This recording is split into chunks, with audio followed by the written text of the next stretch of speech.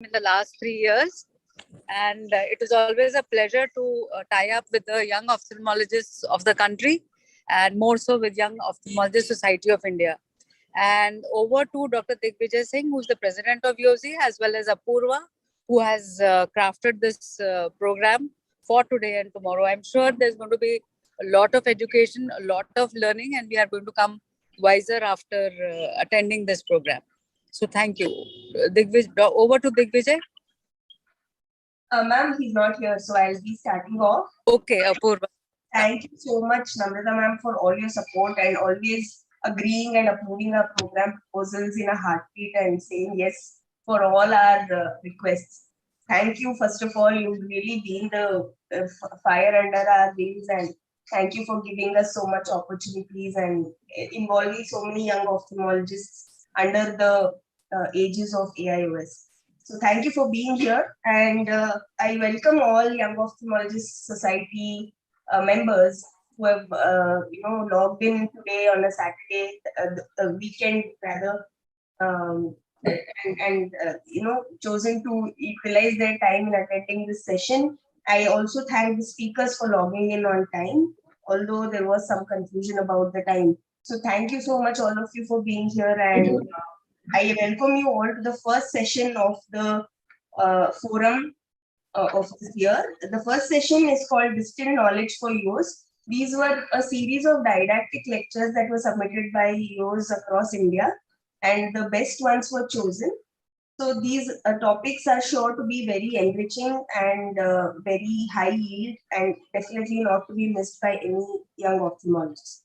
So my first speaker is truly young, I think the youngest amongst us all, Dr. Paritosh Jha. Yes, ma'am. Right. Paritosh is going to talk to us about retinal anatomy. I appreciate your enterprising nature, Dr. Paritosh. You've chosen to talk and be faculty at a conference at a very young age, being a second-year resident in RP Center AIMS. I congratulate you for choosing to speak, for participating, and I hope you have a great talk. Thank you. Thank you so much. Good evening, everyone. Ma'am, can I share my slides? Am I audible and visible?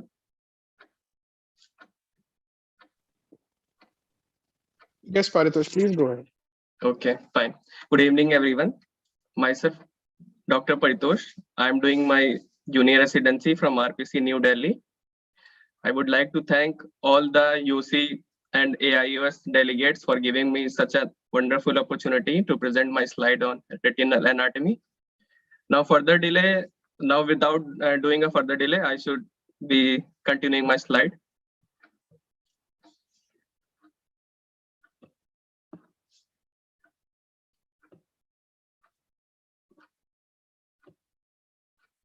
I guess my slides are visible now. Yes, Dr. Paritosh, please go ahead. Okay, thank you. Now to begin with the retina, we would like to see some of the embryological facts about retina. First of all, we have an optic pit in neuroectoderm at date 23rd of gestation. As we know from our basic knowledge, brain has got a three basic parts from prosencephalon, mesencephalon, and rhombencephalon. Prosencephalon further divides into telencephalon and a diencephalon. From diencephalon, we get an optic vesicle at day 25th of the gestation, which around day 25th to 35th of gestation transform into an optic cup. The optic cup has a outermost layer which converts into a future retinal pigment, and the innermost layer will subsequently form into a neurosensory retinal layer. And the optic stalk at around day 25th to 35th of the day will form a scaffold for axon of an optic nerve. Here I would like to mention some clinical relevant point.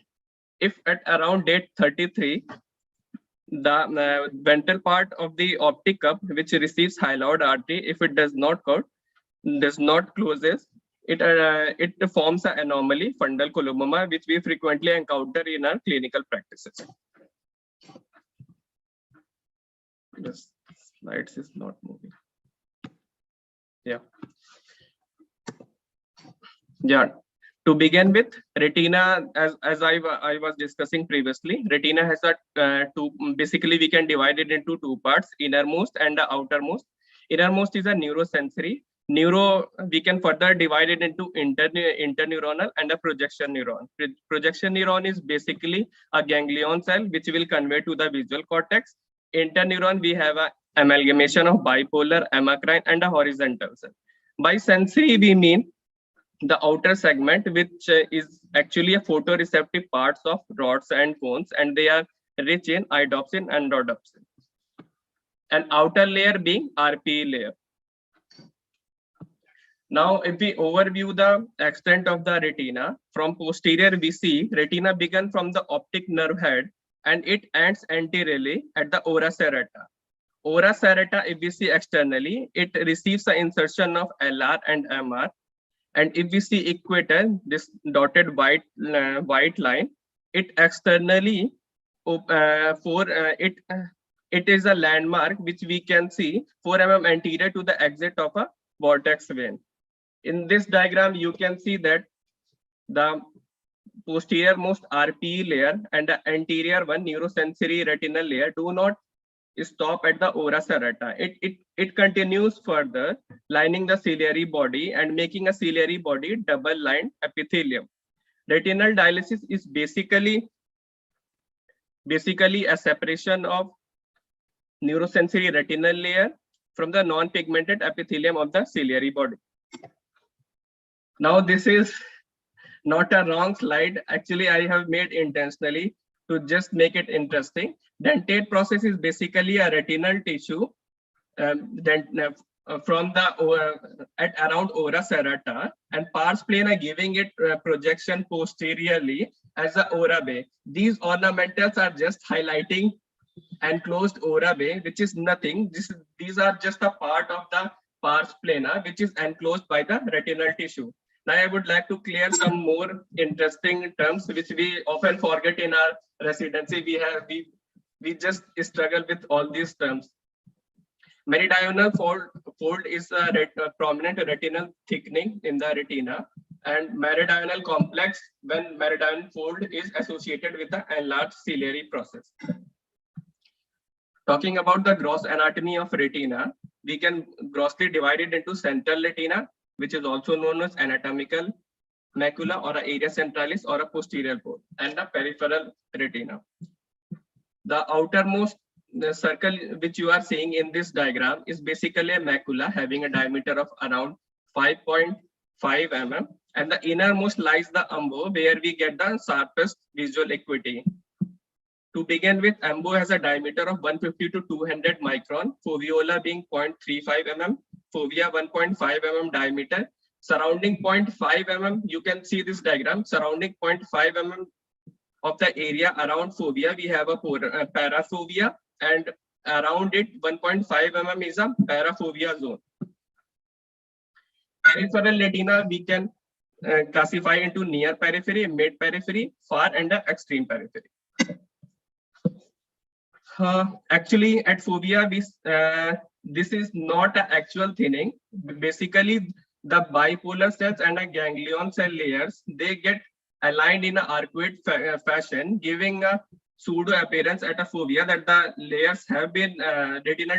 There is a retinal defect, but actually there is not a retinal defect. Only 3 layers mostly we see as a ILM, ELM, cones, and a RPE. This at the fovea being a slightly avascular because it mostly supplies the diffusion from the choriocapillaries. Now the petalloid appearance, and this petalloid appearance that we see in CME is basically the inner cone layers being elongated and curved, which we also know that they are known as a Henle layer. This figure of white flower is just showing sepals. They are looking just like a petals. That's why the term petalloid came in this respect. And this figure A is showing FA images of a petalloid appearance of CME.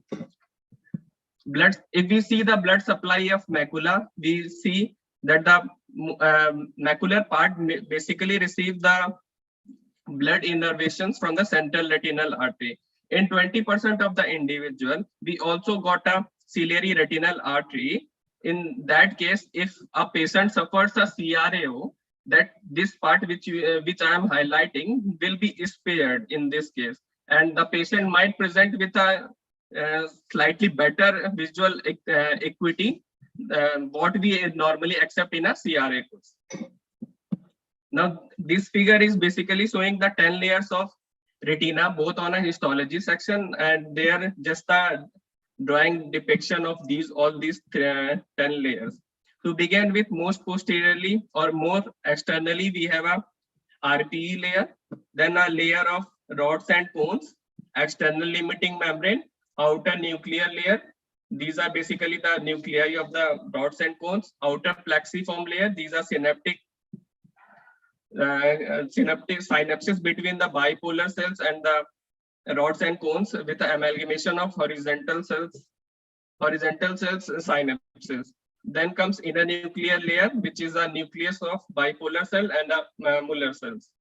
Then in inner plexiform layer, this is the synapses between the ganglion cell layer and the bipolar cell. Then comes the ganglion cell layer, which is the ganglion cell body and its axon making the nerve fiber layer, and foot process of Muller cells making the internal limiting membrane.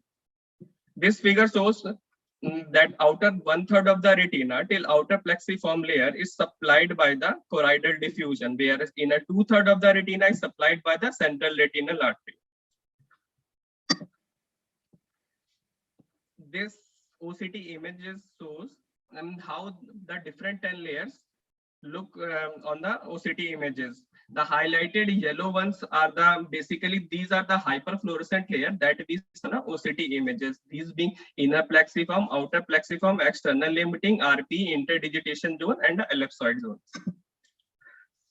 RPE cells, if we see, they are basically hexagonal, and center portions are more slender and tall, while the peripheral ones are more cubical in nature.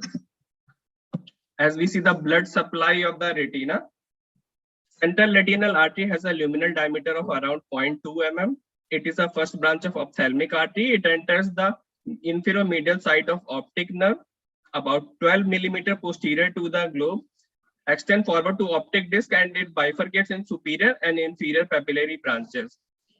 As I have already told, it supplies the inner 2/3 of retina, and its occlusion causes a CRAO. You can see this picture.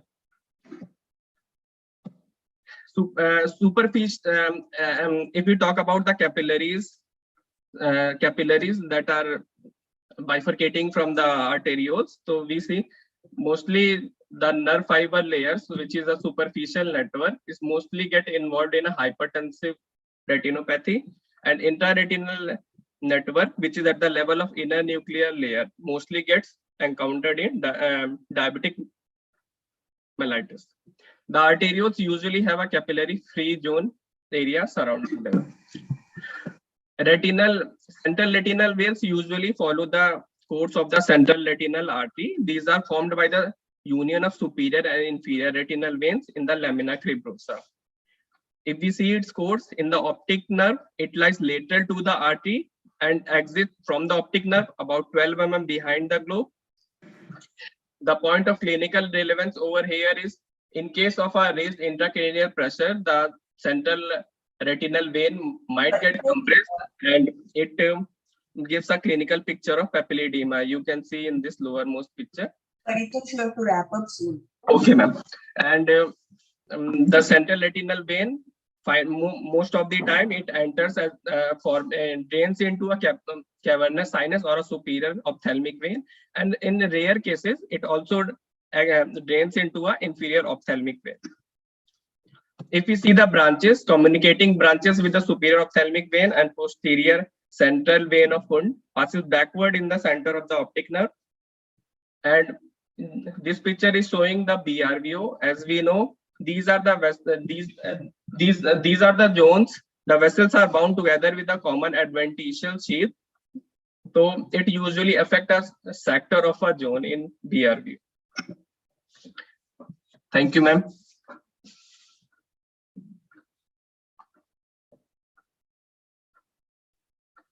Excellent talk, Paritosh. Very nicely done.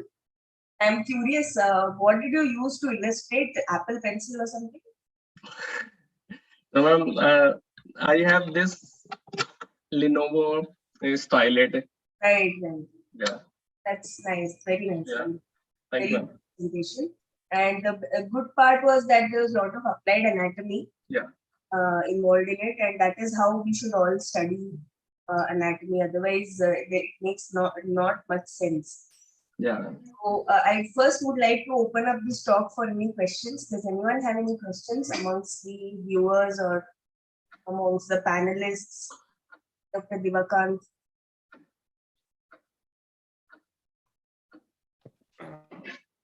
So I'm not very sure. Paritosh, excellent. Yeah. Go ahead. Retinal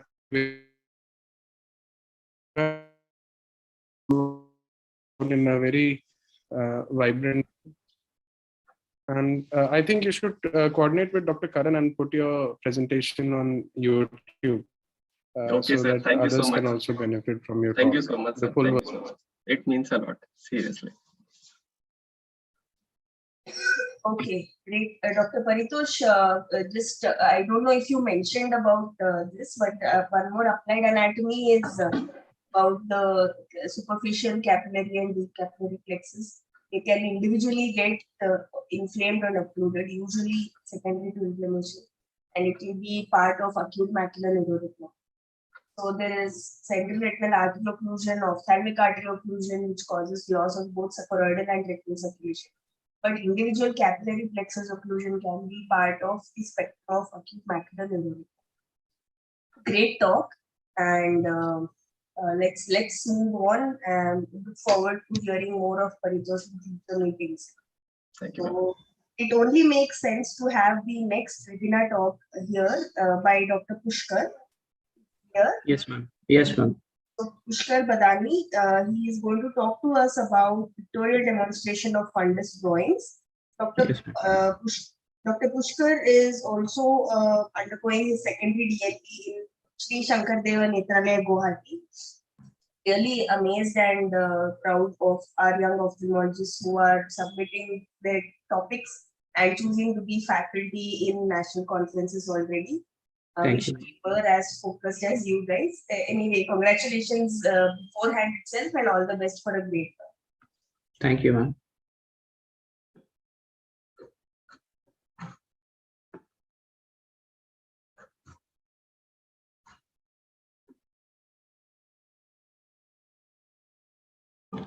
Good evening, everyone. I will be presenting a topic on pictorial demonstration of fundus diagram. Whenever I joined my whenever I joined my residency as a diploma in first year, it was the most difficult part to see the fundus and then redraw on the paper, because everything looks upside down and laterally inverted. So putting it in a paper in a right way was, am I audible? Right way was a difficult part for me. So what all are prerequisites for the fundus diagram? What all should we have? We should have one indirect ophthalmoscope plus 20 diopter lens, scleral depressor, set of color pencils, eraser. Mostly we will, in the initial step, we may do mistakes, so that we need eraser. As you become expert, we don't need eraser. And foremost, answer Dubé's chart and a clipboard. What are the points to ponder? First thing, when we see in indirect ophthalmoscope, the image is completely inverted. That is, it is upside down, and right is left and left is right. So to draw the fundus diagram, we should not invert the image in our mind before drawing. Else what we can do, we can invert the Amsler-Dubé's chart. Here in this diagram, we can see this is the 12 o'clock position, this is the 3 o'clock position, this is the 6 o'clock position, and this is the 9 o'clock position. And when the Amsler-Dubé's chart is placed correctly, it should be like 12 o'clock should be up and 6 o'clock should be down, 3 o'clock should be towards the right, and 9 o'clock should be towards the left. So we will invert the Amsler-Dubis chart and we will put this Amsler-Dubis chart on the chest of the patient or on the beside the left or right arm of the patient. So it should be like this. So inverted image is drawn on an inverted chart which preserve normal relationship. So when we see and when we draw in this type of chart, so we don't have to invert it. Automatically, when we will correct the position of the chart, it will be represented in a correct way, anatomically correct way. All the lesions will be presented in a anatomically correct way. So while doing indirect ophthalmoscope and while drawing the fundus diagram, we should not think in terms of superior, inferior, temporal, nasal while drawing. We should only think in terms of central and peripheral.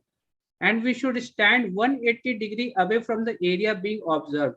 Such as if we want to see the superior retina, we should stand towards the foot of the patient. If you want to see the inferior retina, we should stand towards the head of the patient. Like that, if you want to see the retina at 1 o'clock, we should stand at 7 o'clock position. Like that, we should do.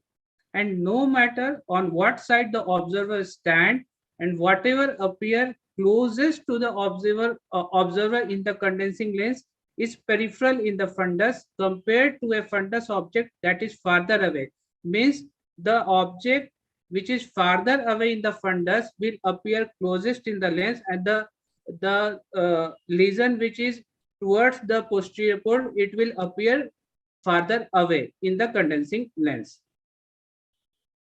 So few more points that we should understand. That macula is the center of circle in the Amsler-Dubis chart. It's not the disc which is center.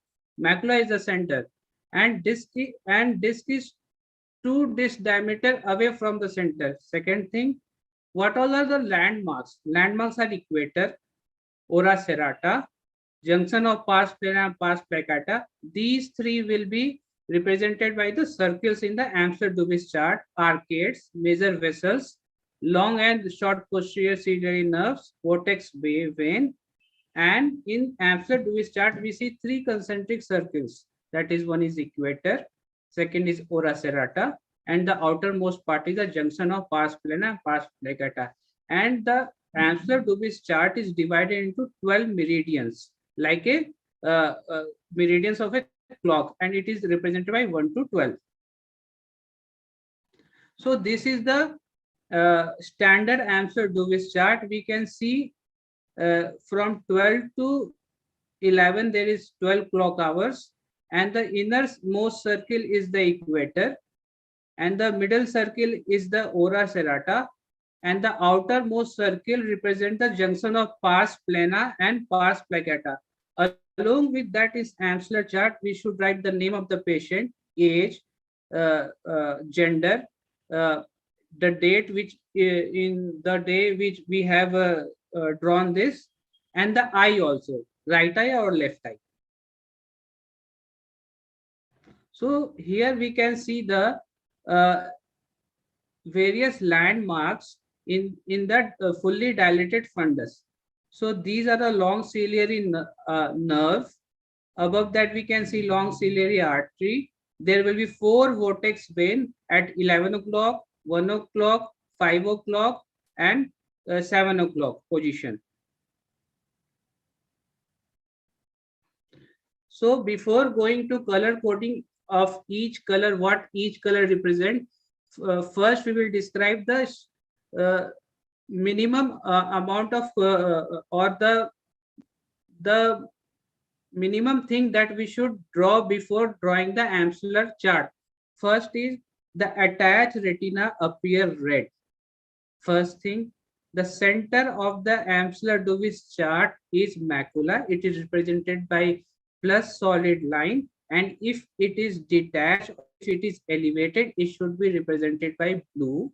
And from this 2 disc diameter away towards the nasal, there will be the disc. Disc will be represented by red circle. And the ora serrata from 11 to 5 o'clock position in the right eye and 1 to 7 o'clock position in the left eye is more curved or more dentate, and from 11 to 5 o'clock position, anti-clock position, the ora is little less dentate. Now coming to the ora serrata, it is represented by the brown color. Now coming to vein and artery. Vein are represented by blue line, and the artery are represented by red line. Generally, artery, only one branch of artery is shown in the diagram. In this diagram, we can see 4 vortex vein positioned at 11 o'clock position, 1 o'clock position, 5 o'clock position, and 7 o'clock position. This is the Amsler-Dubis chart of right eye. Now the long ciliary nerve is represented by yellow color. Here we can see long ciliary nerve. Now coming to different color coding of the fundus diagrams. First, detached retina. Detached retina should be drawn in a blue color, and any break in the retina, the outline should be blue in color. Here we can see all the break and holes are outlined by the blue color. Further, I will be telling what will be the color coding inside the break. So, detached retina first, outline of the break 2, ora serrata 3, retinal vein 4.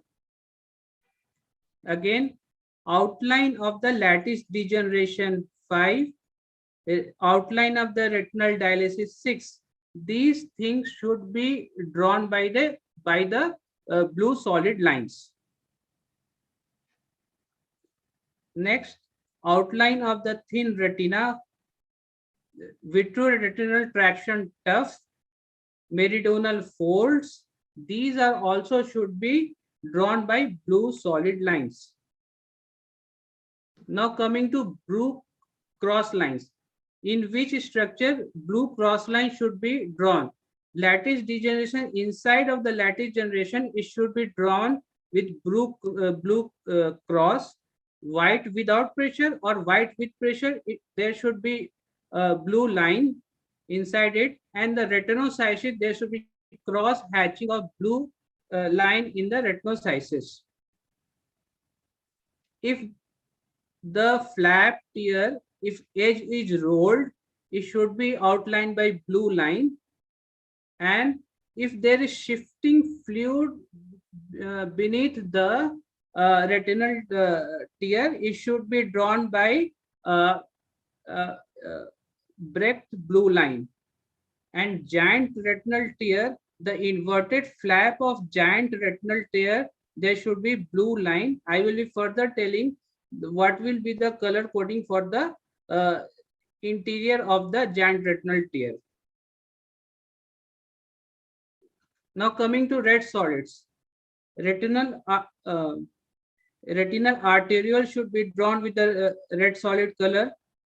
Full attached retina should be drawn with the red color. But in case of diabetic retinopathy, or when there is more hemorrhage or there is microaneurysm, that time we can omit this red background for the attached retina. Third, if all the retinal break and retinal tear, the interior should be filled with the red solid color. Here we can see retinal holes, horseshoe tears are filled with the red color. And in the retinocysis, the holes, which is outer layer of the retinocysis, it should be filled with red solid color. And the open portion of the dialysis should be colored with the red color. All the vortex veins should be colored with the red color. Macula should be color, it should be a plus sign with a red color. If it is detached or there is edema, we should use blue color. All the neovascularization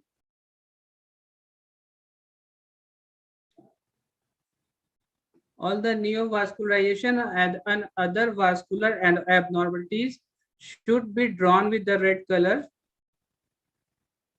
Pre-retinal hemorrhage or intraretinal hemorrhage should be drawn with the red solid color. Dot blot hemorrhage, flame-shaped hemorrhage should be drawn with the red color.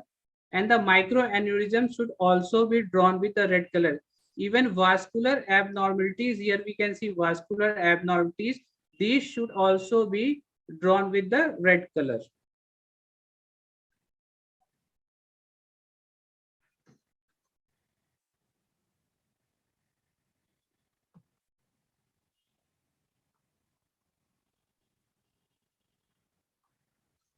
Now coming to bronze solid, choroidal detachment, choroidal melanoma, and choroidal nevus, any uveal tissues, these should be drawn with a bronze solid color.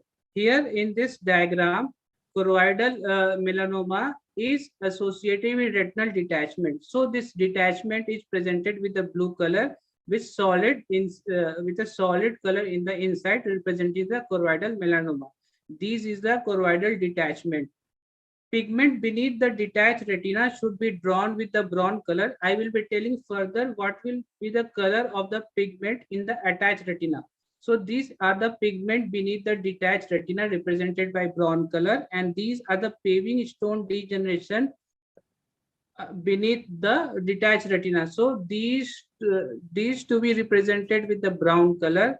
Even pars plana cyst should be represented by brown solid circle. And outline of posterior staphyloma. When we see posterior staphyloma, that outline should also be drawn with the brown color. Here the outline of the posterior staphyloma is not shown. Dr. Pushkar, if you need to hurry up, please. Yes, ma'am. Yes, ma'am. What are the green solids? Any opacity in the vitreous or media, it should be represented by green solid. Any vitreous hemorrhage should be represented by green solid. Any vitreous membranes, hyaloid ring, intraocular foreign body, retinal operculum, silicon oil, and or any gas should be represented by green color. Asteroid hallosis should be represented by green color. If there is drop of intraocular lens in the vitreous, it should be represented by green color. So what all the for the black solid? Paving stone degeneration in the attached retina should be represented by the black solid. Buccal behind the attached retina should be represented by black. If it is if retina is not attached, that is detached, it should be represented by brown color. All the old cryo marks should be represented by black color, and pigment under attached retina should be represented by black color. Flat neovascularization should be represented by orange color, and elevated neovascularization should be represented by purple color. Drusen's, hard exudates, cotton root spot should be represented by yellow color. If there are too many Drusen's, cotton spot, hard exudates, we can represent by putting C or D around them to represent it is the cotton spot or Drusen's. Now, any in retinitis pigmentosa, RPE changes can be represented by black dots. Old laser marks should be represented by black dots. Fresh laser marks should be represented by yellow dots. Thank you. Very nice talk, Dr. Pushkar. That was very exhaustive and well covered. Thank you, ma'am. Yeah. I just have one comment. I feel that the disc and the fovea distance in your drawings that you show. It's not too distant. Yeah. It should be too distant. One second, I feel the branching that you were showing of the retinal vessels at the arcades was very variable across your fundus drawings. Some places you were showing almost at mid periphery. That is one thing we have to keep in mind, that where we are showing the first order, second order branching of the retinal vessels. It has to be pretty uniform. But other than that, I think it was really good, and I wish more people get literate in fundus drawings. Thank you. So next we have Dr. Sushma Ananthakrishna. Dr. Sushma, are you here? Yeah. So Dr. Sushma is a consultant at Narayan Netralaya. She did her MBBS from BMC Bangalore, and then, I'm sorry, I think post-graduation. And she did the fellowship from Giridhara Institute, Kochi. She's a consultant at Narayan Netralaya. She's going to talk to us today about Botox for ophthalmologists.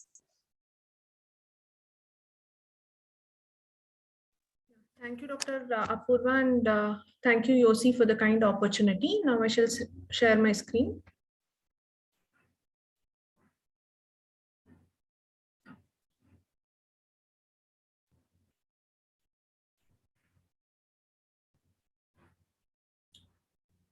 I hope my slides are visible and I'm audible.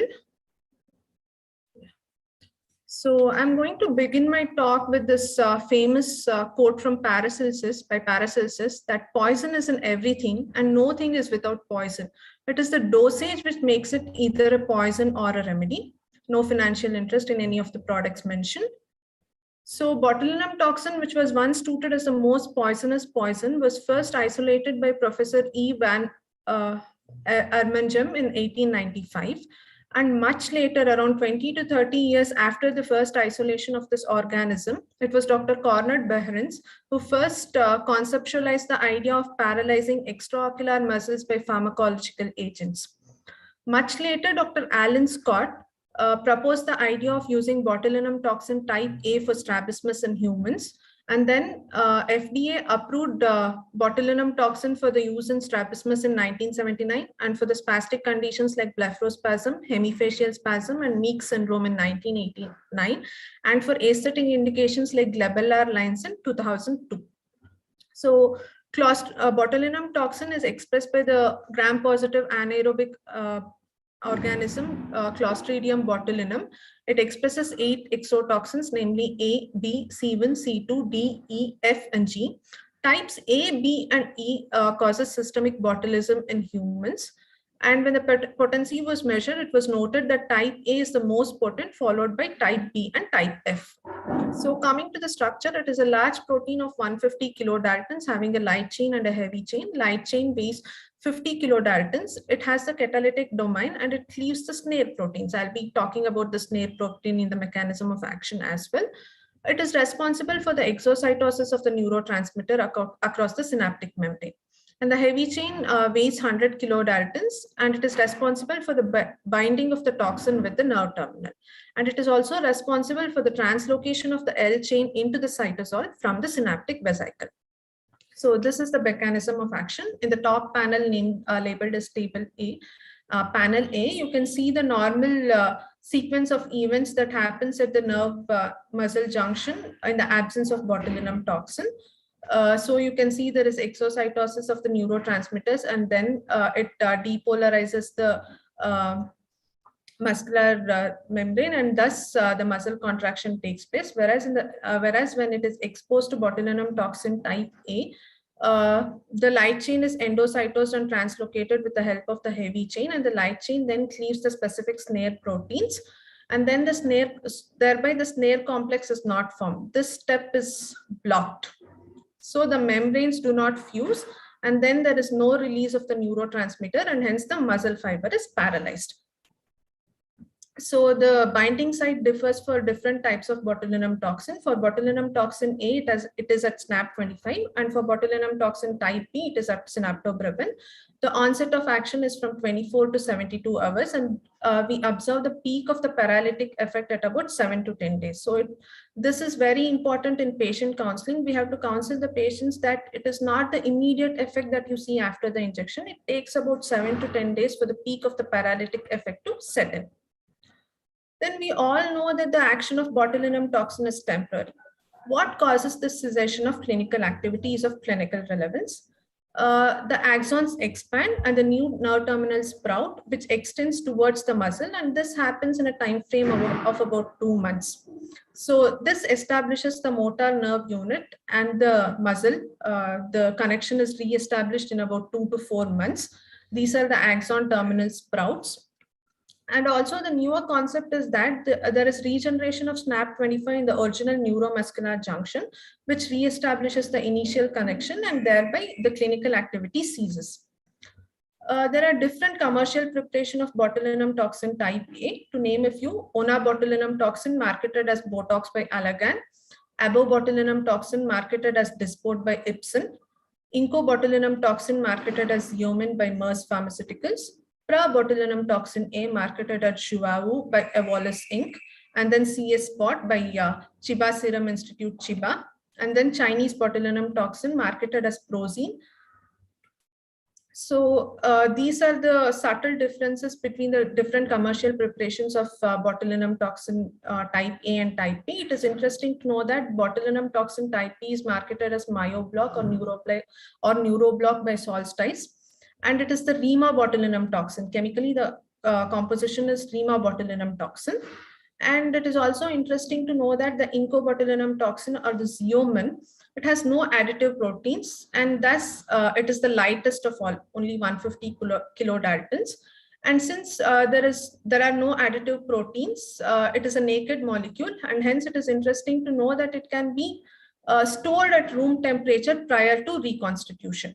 The shelf life varies, and as per the company guidelines, the molecule after reconstitution is viable only for a period of about 24 hours. However, there is a consensus that is viable up to 4 to 6 weeks without much compromise on the effectiveness. So the doses are expressed in terms of biological activity. 1 unit is the amount of toxin that is required to kill 50% of a population of the female Swiss Webster mice when injected intraperitoneally. The bioequivalence ratio of Dysport to Botox is measured to be 3:1 to 4:1. Thus, 1 unit of Botox is equal to 1 unit of Xeomin, which is equal to 4 units of Dysport. So you cannot use Botox and Dysport interchangeably. However, you can use Botox and Xeomin interchangeably. So let us discuss about the differences between Botox, Xeomin, and Dysport. Xeomin, as I highlighted, it is an one ingredient molecule. It is a naked injectable, no additives. Hence, this makes it least resistant, and there is no need of refrigeration before use. However, it has the slowest onset of action. Dysport, the onset of action is 24 hours, Botox 72 hours, and Xeomin 4 days. Also, Botox and Dysport have protective proteins, and Xeomin has no protective protein. Hence, they diffuse differently, and hence the difference in the bioequivalence as well. Also, I would like to reiterate that Botox and Dysport are not interchangeable. However, Botox and Xeomin are interchangeable. 1 unit of Botox is equal to 1 unit of Xeomin, which is equal to 4 units of Dysport. Botulinum toxin type B, marketed as Myoblock. It is a sterile liquid formulation. It is expressed by Clostridium botulinum type B. The vials do not need any reconstitution as they come in sterile liquid formulation. The pH is 5.6, which is acidic, and thereby it has a faster onset of action and diffuses over a large area. Also, the greater acidity comes with a disadvantage that it causes greater discomfort upon injection. Botox is 50 to 100 times more potent than Myoblock.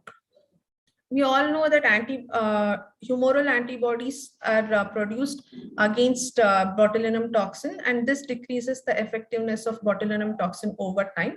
Also, the early re-injection into the muscles are also known to increase the resistance, which is also a function of the cumulative dose, the antigenic load per dose, and the time interval between the injections. Thus, we can infer that it is always prudent to start off with the smallest dose and maintain a maximum time interval between the injections, thereby making the resistance least likely. The botulinum toxin type A has to be reconstituted. It comes in a white powdery substance. It has to be reconstituted with sterile non-preserved 0.9% saline. I'll be explaining about the diluent and the effective concentration achieved over the next few slides. So there are each you have 1 minute remaining. Yeah, each injector has various methods. So when we inject 1.2 ml of sterile 0.9% normal saline to a 50 units vial, it makes it containing 1 ml containing 40 units, which is drawn in an insulin syringe which has 40 equal markings. So each marking corresponds to 1 unit of the toxin. I would skip this video in the interest of time. And the other method is 2 ml of sterile 0.9% normal saline is injected into a 50 unit vial. That makes it 1 ml containing 25 units or 0.1 ml containing 2.5 units, which is taken in a tuberculin syringe with a 30 gauge needle for the injection. What are the clinical applications? This is a comprehensive slide. However, I would like to highlight the most important clinical applications over the next few slides. The functional, this is the anatomy, the frontalis muscle, the processus, the corrugator, the orbicularis oculi are of much interest in ophthalmology. So this is a patient with blepharospasm. It causes functional blindness. This is a patient with hemifacial spasm.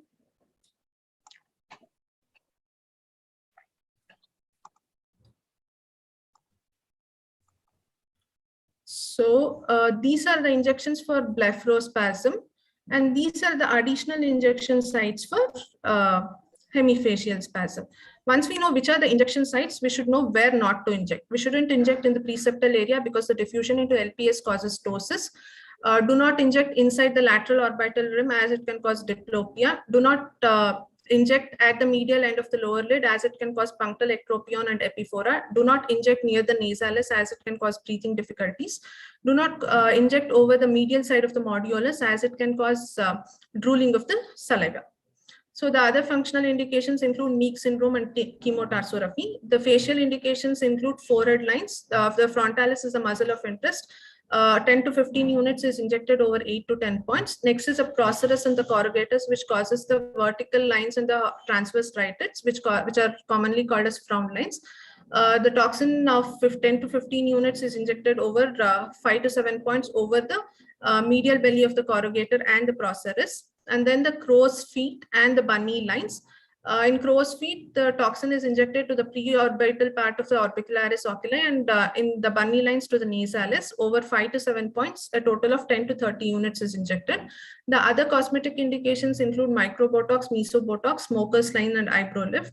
The other applications in ophthalmology include paralytic squint to weaken the force of contraction of the opposing or the antagonist muscle to straighten the eye. And nystagmus, gustatory epiphora, lid retraction, and spastic entropion are the other less common indications. Complications include ptosis, diplopia, dry eye, epiphora, facial weakness, and lag ophthalmos. Hence, we should be aware of the sites where not to inject the toxin. So in summary, botulinum neurotoxin is safe, which needs to be reconstituted carefully. The action is also reversible, and also the side effects or the complications are also reversible. The dose depends on the commercial preparation, and cold chain has to be maintained to maintain the efficacy of the botulinum toxin. Thank you all for the patient hearing. I would stop sharing my screen. Thank you, Dr. Sushma. That was a great talk. I think we are behind schedule a bit. So I'll call upon the next speaker, Dr. Ashwini Kumar Behera. If anybody has questions, feel free to post them in the comment section of YouTube or in the chat box here. Dr. Ashwini here. Yes, I am there. Hello, good evening all. So Dr. Ashwini is a consultant pediatric ophthalmologist at AIOS Eye Center, Rampur, Odisha. Over to you, Dr. Ashwini. Good evening all. My slides are visible? Hello? Yes, My yes. slides are Yes, sir, it's visible. Yes. Today I will discuss about a topic about different severities of glaucomatous optic neuropathy. Most of my juniors or colleagues have difficulty in interpreting the visual fields. So I'll try my best to simplify it. There is no financial interest, and whatever little I know in the field of ophthalmology, all credit goes to my alma mater, RP Center. So why it is needed? Because to distinguish between the healthy and diseased individual, on depending on the severity of the field, we can change the target IOP.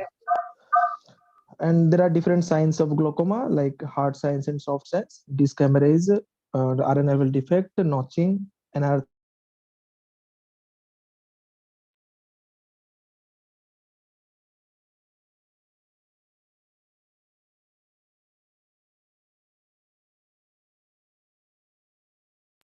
Dr. Ashwini, you're not audible.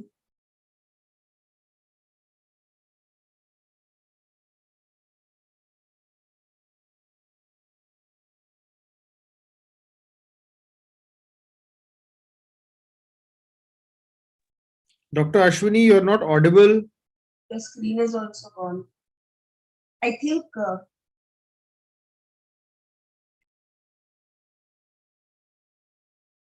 is this screen visible? I think that's also not visible, right? Or is it? Screen is visible, but it's frozen. Yeah. It's visible, but we I think we'll go to the next speaker in the interest of time. We'll call back Dr. Ashwini later after this talk. Dr. Manushri Gautam is going to talk to us about normal tension glaucoma, the underdiagnosis and overdiagnosis, and how to avoid it. Dr. Manushri.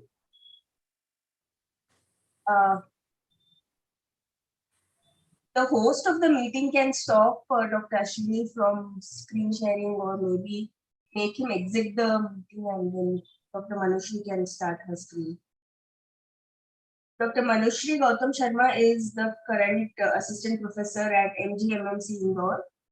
She has done her fellowship in cataract and IOL at SNC Chitrakoot, and she has done her MS from SMS Medical College, Jaipur. Mr. Sharik, can you hear me?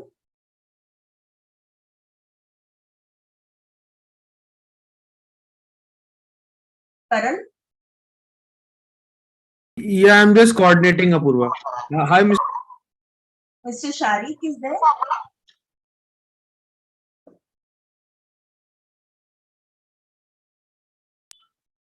Apurva, they're just doing that. I've just communicated it.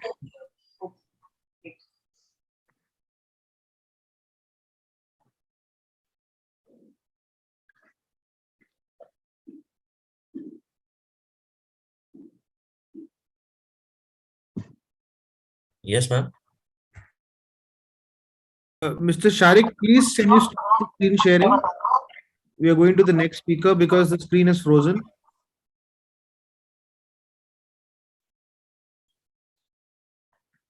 You stop the sharing, sir. Yeah, thank you. Over to you, Apurva. Dr. Manushri can start. Is my screen visible? Not yet. Good evening, everyone. I would be discussing about The screen is not shared, ma'am. Not shared. No.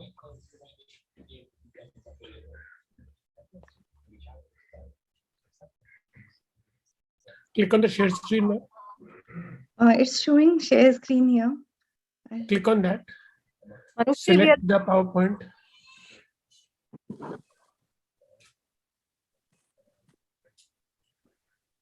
Is it visible now? No, ma'am. Dr. Manushri, stop your screen sharing and then again share again. Okay. Is it shared now? no, it's not visible. You'll need to stop as said, stop and then reshare. Okay, I'll do that.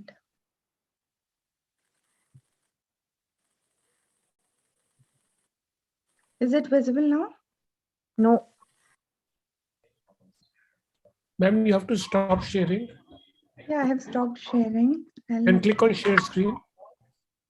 Click on the share screen button, the icon. What do you get after that? I'm getting different screens here. And you have to select what you have to share, ma'am. Yes, ma'am. Yes, sir. Is it visible now? We'll let you know, ma'am, when it's visible. It's not yet visible. When you click the share screen, what do you get, ma'am? Do you get a box? I get many boxes of the screens available. And click on the screen which you want to share, and then you click on the share button which is below that.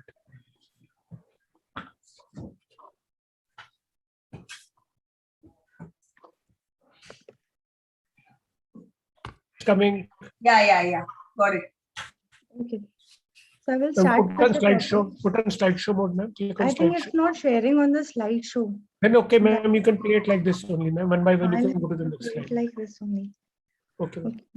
So we'll start with the talk on specifically focusing on the underdiagnosis and overdiagnosis of normal tension glaucoma. Typically, it is defined as glaucomatous optic disc cupping and visual field loss with IOP less than 21 mm of Hg, open angles, and absence of any contributing ocular disorder. But it is not as simple as that. This is one entity which has many missed cases as well as overdiagnosed cases.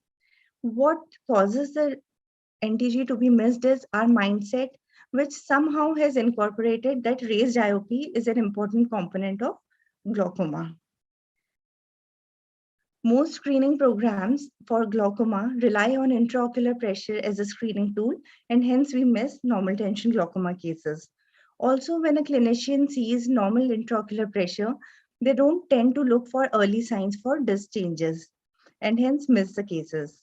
Also, there is an entity that is high myopia, which is very similar, both disc changes and field changes similar to glaucoma, and hence sometimes confusion occurs whether it is just a myopia or a glaucoma.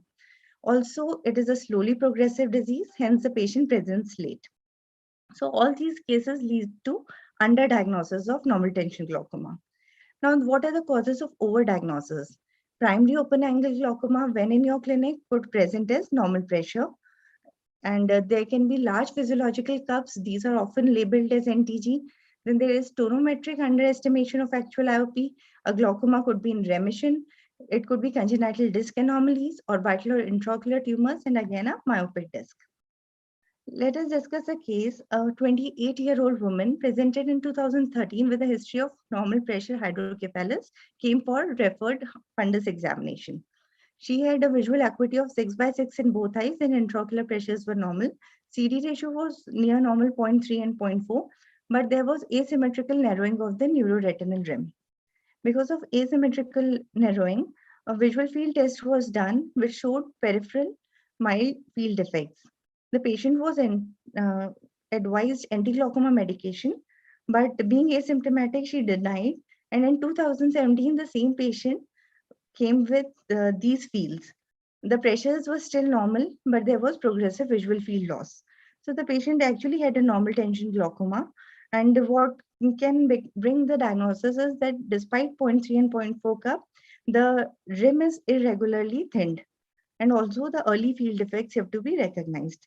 In this case, a young myope with abnormal looking disc, but normal intraocular pressure, open angles, and no signs of secondary glaucoma. These are tilted discs, hence the blood vessels are moved towards the periphery, and hence it is giving an appearance of a glaucomatous disc. Both the nerves are oval and tilted, and there's significant temporal peripapillary atrophy also. Looking at the fields of this patient, the right eye had thin retinal nerve fiber layer defect inferiorly, while the left eye had RNFL loss inferiorly as well, significant. This patient again was advised anti-glaucoma, but due to pregnancy, she discontinued it. We followed the patient and there was no change in glaucoma progression analysis over a 5-year period, either on OCT or visual fields, even without treatment. And the pressures stayed in normal range. So it was basically, we diagnosed it as normal tension glaucoma, but turned out to be simply myopic disc. In case C, there is an 82-year-old male with progressive diminution of vision in left eye. Visual acuity was 6/6, 6/12, that is 6/12 in left eye. Pressures were normal. Right eye was near normal cup, that is 0.4, and isn't rule was followed. Left eye had 0.7 cupping, inferior rim thinning, and other signs of glaucoma as well, that is BCLV was there, laminar dot sign, and peripapillary atrophy was also present. The patient was diagnosed as left eye NTG elsewhere, And on fields examination, the right eye showed fields similar to glaucomatous changes. There was a superior arcuate scotoma and also dense suprarenasal paracentral defect, although the cup did not match these fields. And also in left eye, there was a vertical field defect, which suggests neurological field defect. The MRI was done and a 4 mm hypophyseal adenoma was noted on the MRI. So this was again a misdiagnosed case of NTG. So we have both underdiagnosis and overdiagnosis. So how to avoid this? We should get back to our basics. A very good clinical history is required for normal tension glaucoma. Always look for positive signs in examination rather than making it a diagnosis of exclusion. More the coexisting points in history, in examination, and in investigations. When many coexisting points are there, more likely we are that right to diagnose a NTG. Take a good systemic history of sleep apnea, migraine, anemia, arrhythmias, cold hand and feet, that is Raynaud's phenomena, signs, symptoms of hypothyroidism, stroke, hypertension and hypotension, diabetes mellitus. All these systemic conditions, one or more if associated, would go towards, not go towards, but would be one of the clues. And the use of systemic beta blockers has double implication. Beta blockers, when used systemically, can give lower IOPs than actually it is. And also, because of beta blocker, there can be nocturnal hypotension. Then history of corticosteroid use is important, both topical as well as systemic steroid use. History of ocular trauma or surgery, head injury, acute blood loss in any form could also lead to normal tension glaucoma, though it can be a non-progressive normal tension glaucoma, but any insult to the optic disc has to be noted. Then family history of either normal tension or primary open angle glaucoma, since they are overlapping conditions, it has to be taken. Risk factors like smoking, and also rule out any history of acute pain, intermittent pain and blurring. It could be an angle closure glaucoma, do a good gonioscopy. Now coming on to examination, if the visual acuity of the patient does not correspond to the disc changes, it is an alarming sign. Then do a color vision test always. It is something which is missed by senior consultants. Always do a color vision to differentiate from non-glaucomatous optic neuropathies. Then intraocular pressure has to be measured on applanation tautonometry and always corrected for the corneal thickness to make sure that it is not falsely low. Or diurnal variation test is a must for every case diagnosed to be NTG. Then a pupillary response should be noted separately. Gonioscopy for open angles and also to rule out any pigments present there. Slit lamp examination to look for any signs of remitting glaucoma. Then always dilate the patient fully and then do the fundus examination even if we are using a 90D or 78D. And also look at the nerve fiber layer besides the optic nerve head. Now there are some signs in the optic disc which are again clues towards NTG. These are positive signs. Look for the presence of these signs. One is absent RPE, which presents as crescent or halo at the disc margin.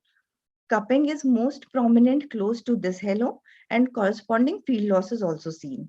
Then splinter hemorrhages or Drans hemorrhages are commonly seen. Then focal ischemic changes, also known as notching or focal thinning, and it is associated with dense arcuate or hemifield defects. Then it could present as a senile sclerotic disc, which has a shallow cup, a pale disc, and surrounding spontaneous venous pulsations are less prevalent. Then these patients may also show acquired optic disc pit or acquired pit of the optic nerve, as we say it. So some of these signs, along with the history which we have taken earlier, these are photographs of the same. We can see the Drans hemorrhages, we can see the halo here, the peripapillary atrophy, both alpha and the beta zones, the senile sclerotic disc, the acquired optic pit. So these specific disc changes, if they are there, it could suggest a diagnosis of NTG.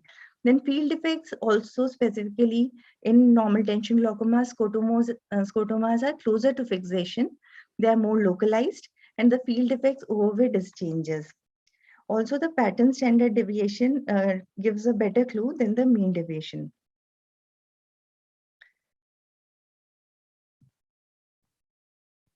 These are some of the field changes. Now, how to differentiate the common entities which are misdiagnosed as normal tension glaucoma. As I've already told, always look for diurnal fluctuation and always look at the intraocular pressure at different times of the day. Then a large physiological cup, if we are seeing, always go for a visual field test and also evaluate the parents. They may also be having a large physiological cup. For tonometric underestimation, do the corneal thickness and get it corrected. For glaucoma and remission, see for any signs of uveitis, which were earlier, any signs of trauma, a sphincter tear, or angle recession, or any sign of trauma. Congenital disc anomalies. Congenital disc anomalies would mostly be unilateral, and normal tension glaucoma is mostly not unilateral. So that is one clue. Then it is associated, congenital anomalies are associated with amblyopia and strabismus. Now, old branch retinal vein occlusion, it also gives an optic disc appearance of notching with arcuate defect, and which is similar to the appearance seen in normal tension glaucoma, but again, this will again be unilateral. Anterior ischemic optic neuropathy, this can also, acute episode can go unnoticed, and if the fibers are not close to fovea, it may later appear as pale disc with notching. And with pressures being normal, this can be differentiated by the discs are usually large and it is again unilateral. Patients may have a raised ESR as well. Then optic nerve bruisings could be a differential diagnosis, which can be differentiated easily using the OCT and FFA. Then orbital or intracranial tumors or other space occupying lesions. There's nerve fiber layer loss with pellar and focal thinning may be seen. Optic nerves are usually larger with large cups and asymmetrical with the other eye. In these cases, MRI is warranted. And myopic disc. This is again a difficult case because in myopia, the fundus picture as well as these changes on the fields can be similar. In that case, especially in a patient of myopic disc, we have to consider a lot many things. The clues of systemic history, the clues of optic disc changes, along with retinal nerve fiber layer thinning in the OCT. If all these clues together are suggestive, then looking at other factors, whether the patient is young, one-eyed, how much is the risk factor, we have to start the treatment. Now, not every case of normal tension glaucoma can undergo MRI, but there are some cases which warrant MRI. These are unilateral disc changes, because as I told earlier, normal tension glaucoma is mostly because of systemic associations and won't be unilateral. Then if the pellar is more than cupping, if the neurological or vertical field defect is there on the visual field, or visual fields which are inconsistent with the cupping, as we saw in the earlier case, if the visual field progression is there despite lowering of intraocular pressure, unilateral field defect, although the eye's discs are similar, but the field effects are not similar, and color vision deficit in the absence of field deficits. These are some indications where MRI is warranted. So clinical history, a good examination assisted by investigations. All these together, they collage this together, they can help us in diagnosing a case of normal tension glaucoma rather than either of it. It has to be brought together, and only then can we avoid the misdiagnosis. Thank you so much. A very nice talk, Dr. Manushree. I think it was a very pertinent topic and very, very important to understand. So thank you for making it simple and very comprehensive. So, Dr. Ashwini, are you ready with your talk? Yes. Yeah, go on. You can go directly to the slide where you left off. Which was the slide that I missed? Which number? The first slide of your presentation. Not this. The one after that. No. Yeah. The topic proper. Okay, this one. No. From here? No. It was, I think it started hard signs and soft signs. Correct. Yeah, okay. Okay, there are, should I start now? Yes. Yeah. Sorry for the interruption. We can know there are hard signs and soft signs in glaucoma. This is known as the hard signs like disc hemorrhage, RNFL defect, notching, and NRR thinning are the hard signs. Now, straight coming to the disc damage likelihood scale, which is one of the scales which we measure the severities of glaucoma. It is calculated by the radial width of the neuroretinal rim measured with the thinnest point, and there are 10 different staging. This staging system is not very much accepted, but to give you an example, you can see the parameters like 0.13, it comes under DLS stage 5, stage 6, or stage 7. Now coming to the methods based on number and depth of defective points. The Mohoda-Parris-Anderson classification, which is one of the most widely accepted, and Mills et al. Staging system we'll discuss today. There are many other scoring systems. Though according to Hoda-Parris-Anderson classification, there are glaucoma can be divided into early, moderate, and severe. So early is less than 6 decibel, moderate is 6 to 12 decibel, severe is more than 12. But we must know there are other 3 parameters are also included in Hoda-Parris-Anderson classification. There is not only it is not mean deviation that is considered in the Hoda-Parris-Anderson classification. So give an example, you can see in that image, the mean deviation is minus 3.75, and the points that are like 18 points are depressed below 5% level. So it comes under, early. Now coming to this is a moderate. You can see the mean deviation. If you count the number of points, it comes under moderate. And this is a visual field which is severe glaucoma. So according to the Hoda-Parris-Anderson classification, these visual fields are classified into early, moderate, severe. Now coming to the Mills et al. Staging system, the severe form of what is in Hoda-Parris-Anderson is further subclassified like advanced glaucoma, severe glaucoma, and end stage glaucoma in the Mills et al. Staging, depending on the all other parameters, including the mean deviation. The mean deviation like minus 12 to 20 is advanced, more than 20 are worse, severe, and at the end stage glaucoma. And there is also stage 0, which is known as ocular hypertension or earliest glaucoma. So in this field, there is no visual field defect. So it comes under ocular stage 0, and early glaucoma is similar to the Hoda-Parris-Anderson, and moderate glaucoma also according to the Hoda-Parris-Anderson. But the other points are need to be considered into the advanced glaucoma. As you can see, this is a moderate glaucoma, and now comes to advanced glaucoma. The visual field, you can see that mean deviation minus 15.37, and the other points according to the Hoda-Parris-Anderson, it will come under severe glaucoma, but according to Mills staging, it will come under advanced glaucoma. And this visual field, which is mean deviation of minus 28, comes under severe glaucoma according to Mills staging, but according to Hoda-Parris-Anderson, it still comes under severe glaucoma. And the end stage glaucoma, there will be no visual field in the worst eye, no visual field attributable to the central scrotum. Now coming to the one of the latest classification known as glaucoma staging system 2, which considers both mean deviation and CPSD and PSD.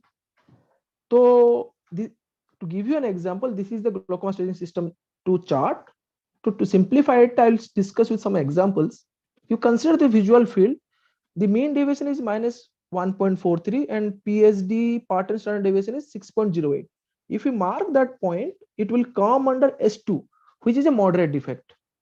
And in this image, visual field, we see the mean deviation is minus 9.52 and pattern standard deviation is 11.09. If you just look at that point, it comes under S3 zone, which is a localized defect.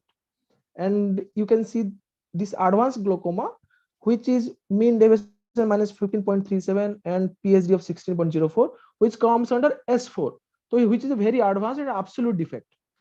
So this is a S5 and subterminal defect.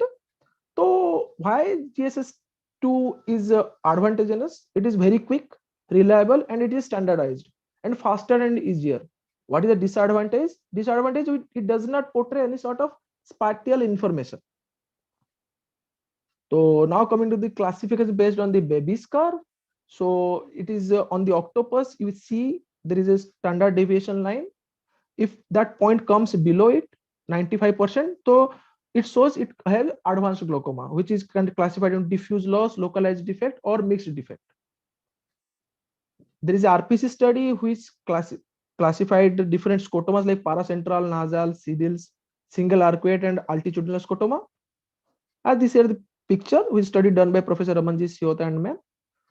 And there is one system known as Psi visual grading system, which is a systemic classification of Humphrey visual field, easy interpretation and evaluation, which shows different types of scotomas that we know. This is a normal visual field, no defect anywhere on the field. And this is a central scotoma, which is a defect within the center 5 degree, which is central scotoma. And this is a paracentral scotoma, the defects within the paracentral region. You can see that image on the visual field. If such type of visual field defects, you can see this is a paracentral scotoma. This is a paracentral crescent, the defects in the pericentral region that do cross the midline. You can see the paracentral scotoma does not cross the midline, and paracentral crescent crosses the midline. There is a temporal quadrant, the temporal wedge, which is very rare to find. We can any defect in the temporal zone. This is temporal quadrant, temporal crescent. Nasal quadrant, you can see this defect, but I didn't find any visual field. There is a peripheral arcuate, which is a combination of defect that must cross the midline and does not include central 2 points, which is known as peripheral arcuate. So these are different types of scotomas that defined by Psi system. This is expansive arcuate, which has included adjoining defects in central region and paracentral region and temporal nasal quadrant. This is expansive arcuate. And you see the altitudinal defect. What is the difference between altitudinal defect and expansive arcuate? In the altitudinal defect, all the points above or below horizontal midline have a defect less than 0.5%.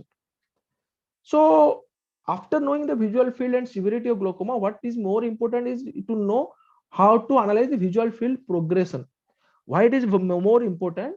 Because according to the, if patient might come visit to our OPD with IOP of 10 or 12, but 20 diurnal variation, diurnal pressure might not be controlled. So visual field progression analysis will show whether the patient has controlled IOP or not. So it can be done by clinical judgment, trend analysis, or event analysis. So trend analysis is uses a linear regression for prediction of progresses. The minimum 2 to 3 baseline and 5 evaluation visual field required for the adequate sensitivity. Event analysis, these are already installed pair t-test programs in the Octopus like Delta program or GCP in the HFA. This is one of the examples where the visual field progression shows baseline field, visual field index over time, and 5-year extrapolation, whether that how that last 5 visual field shows the next 5 years the patient visual field is going to deteriorate or remain stable. It shows that the rate of progression is, as you can see here, minus 1.5 plus or minus 0.7% per year, and event based change. So that is why it is very important to know the visual field progression in all the patients and to classify how severe the glaucoma, because if it is severe glaucoma, our target IOP will be like 10 and 12. If it is a moderate glaucoma, our target IOP will be 12 to 14. Hello? Yeah, you need to wrap up. Yeah, I finished only. I'm just saying we need to know it is different type of glaucomas, like early or moderate or severe glaucoma, because the target IOP varies. So if my patient have advanced glaucoma and we are not following up with the visual field and keeping a target pressure of 12 to 14, that patient is going to deteriorate further. So visual field progression and visual field is the only thing that need to continuous follow up in patients with advanced glaucoma or any glaucoma. And these are my teachers or mentors in the glaucoma. So my Professor Amanjit ma'am and Professor Tanu sir and Professor Vinay Gupta sir. Thank you. Thank you all. So our next speaker is Dr. Aditya Sethi. He's a pediatric ophthalmologist, refractive and cataract surgeon at Arunodaya Eye Hospital, Gurgaon. He has done his fellowship from Shankar Netralaya, Chennai. So I look forward to a terrific talk by Dr. Aditya.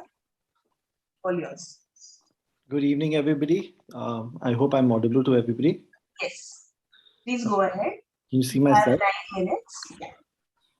Yeah. So good evening, everybody. I hope everybody is doing well in these tough times. Thank you, Yosi, for this opportunity, and thank you, Dr. Apurva, for this introduction. So I'm going to talk about toric IOLs, top pointers for incorporating in your early practice. So we know use of toric IOLs in cataract refractive surgery is already well documented today, and often comes with little hesitancy on when and how and in whom to start this procedure.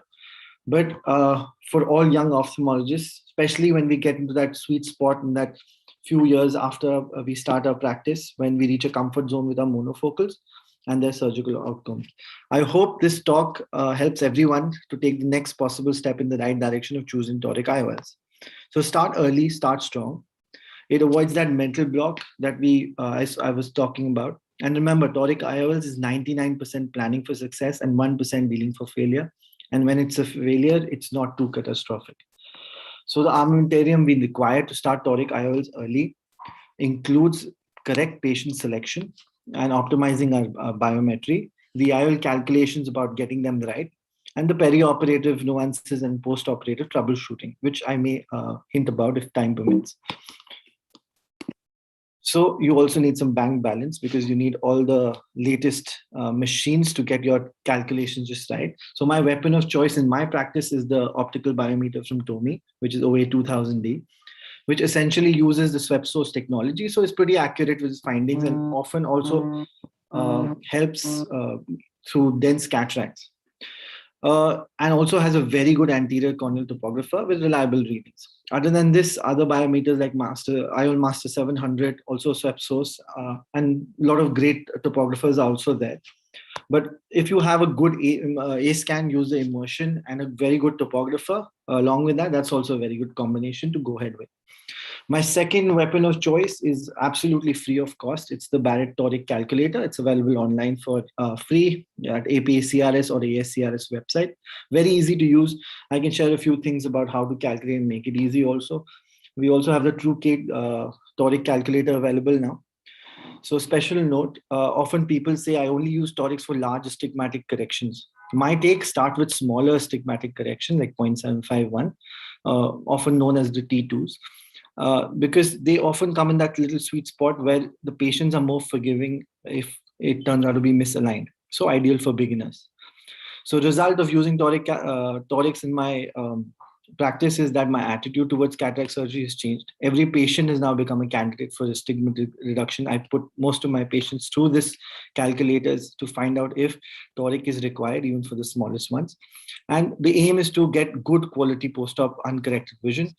Goal is to reduce dependency on glasses, and I've become a refractive cataract surgeon. And even before I do vision, I now check for astigmatism.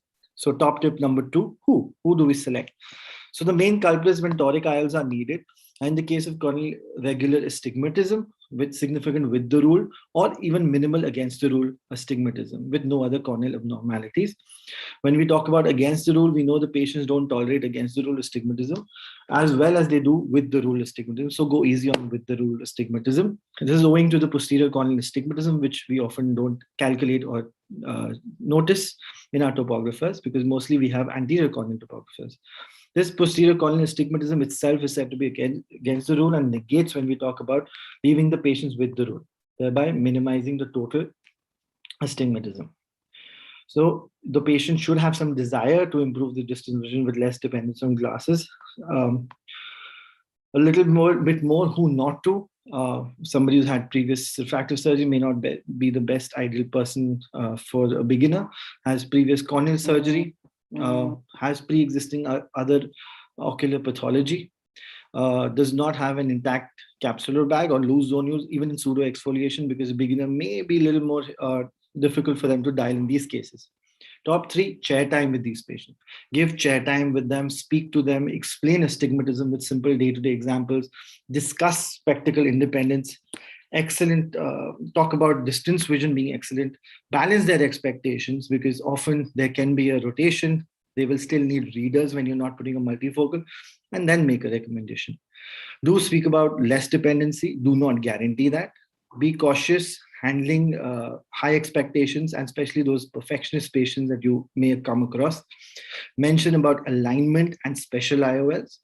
address the possibility of realigning or repositioning post-operatively if need be, and address the cost difference. Don't settle, because if you're comfortable with a particular toric IOL, which may be a little more expensive, don't settle and go for something else that you're not comfortable with.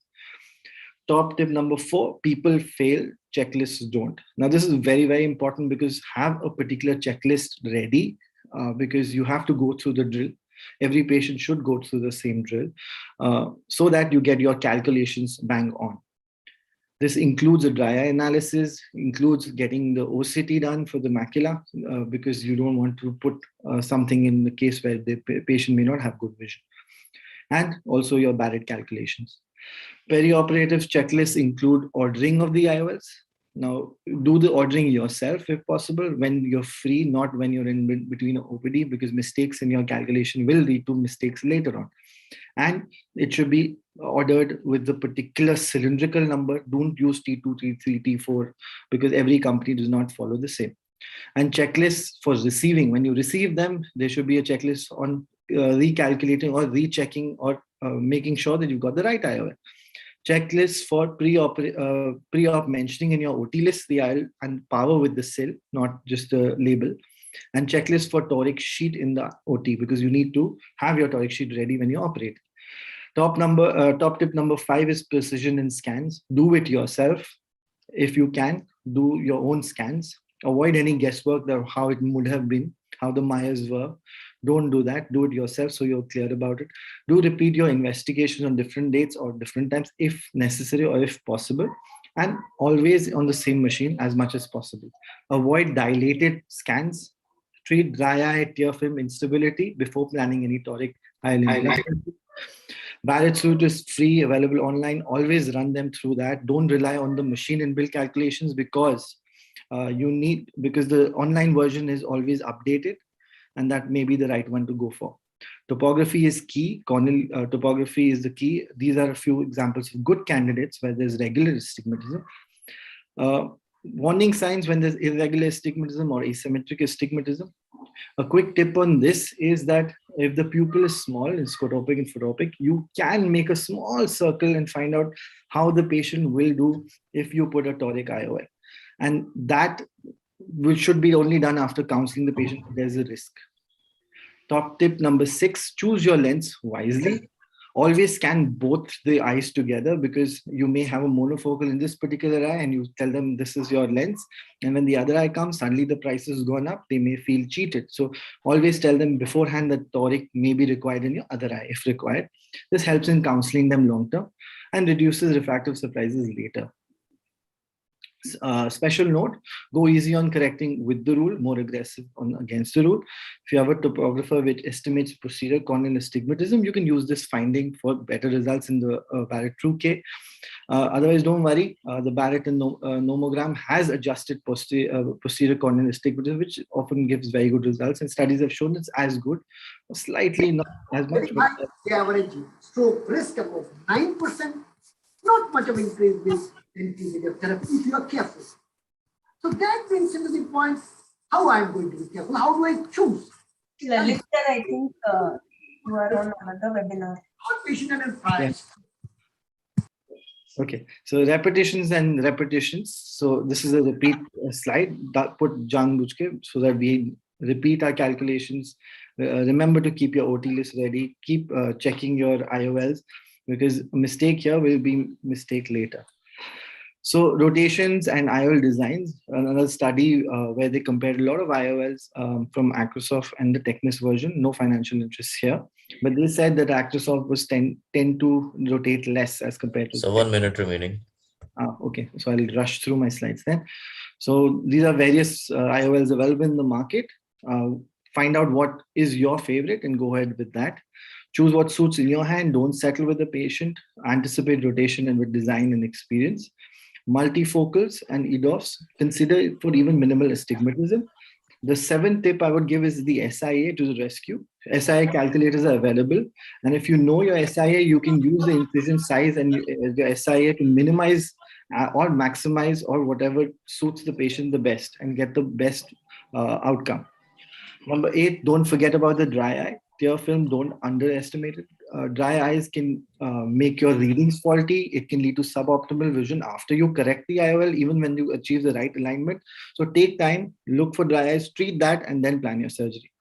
Check your mark. Use your preferred way of marking. Check it under a slit lamp, deepen the mark, and all this before dilating the eye. I like to use the toric marker, which is the bubble marker. And I also like to check my patient from the Toricam app after I do that. Intraoperatively, mark your...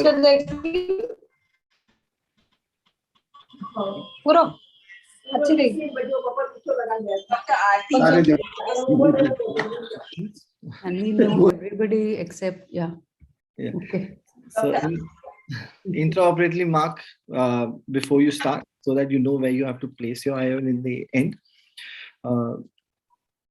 A few more intraoperative tips: make your incision size. If you can get away with a larger size and that reduces astigmatism, always helps.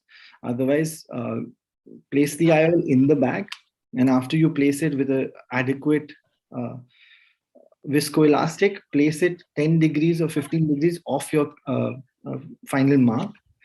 And when you go ahead and you finally do your IA, under hydro, you can place it 5 degrees or on the mark, depending on how you like it.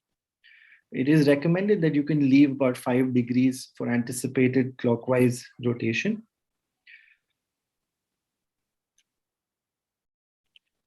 So post-op troubleshooting guides, do I have time? I can go through this, or I can skip it. I think we'll stop here, Dr. Aditya. Sure. That was an excellent talk. I wish we had more time. Yeah. I wish we had more time for discussion. That was one of the best talks of the session. Congratulations. So, thank you to all the speakers of the first session for such wonderful, enriching talks. I think we have our dignitaries for the inauguration now. Dr. Digvijay will start. I'll hand over the session to Dr. Digvijay for commencement of the inauguration of our AIOS-YOSI Annual Forum.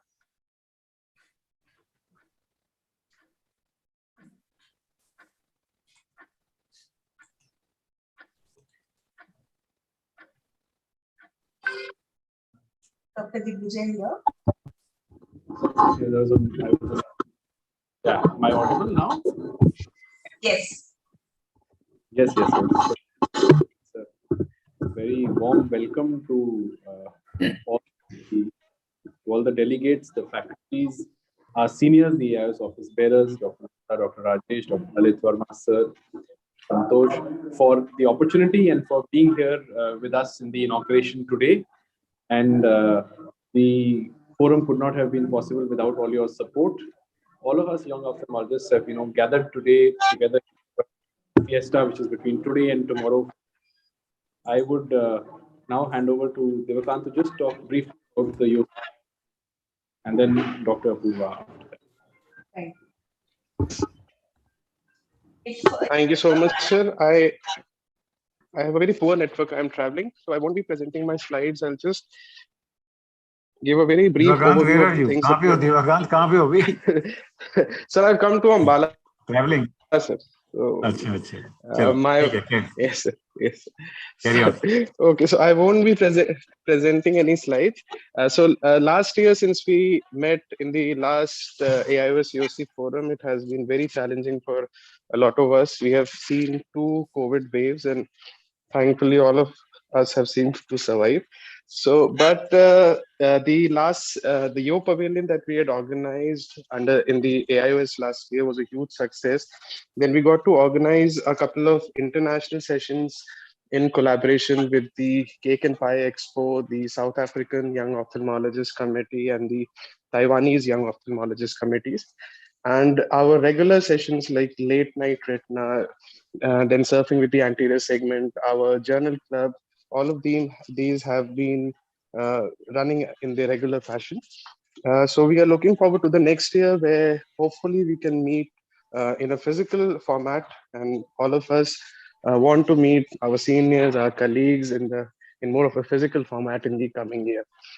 Thank you so much, and Apurva, over to you for the rest of the proceedings. Thank you, Divakant. I think we've had a very eventful year despite all the challenges that we had to face. So, Dr. Digvijay, would you like me to tell everyone about this year's annual forum?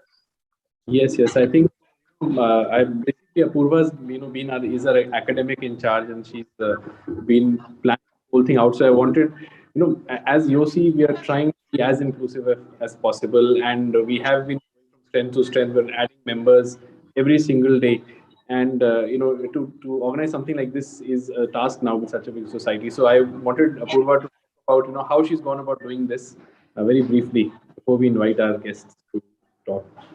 Yes, sir.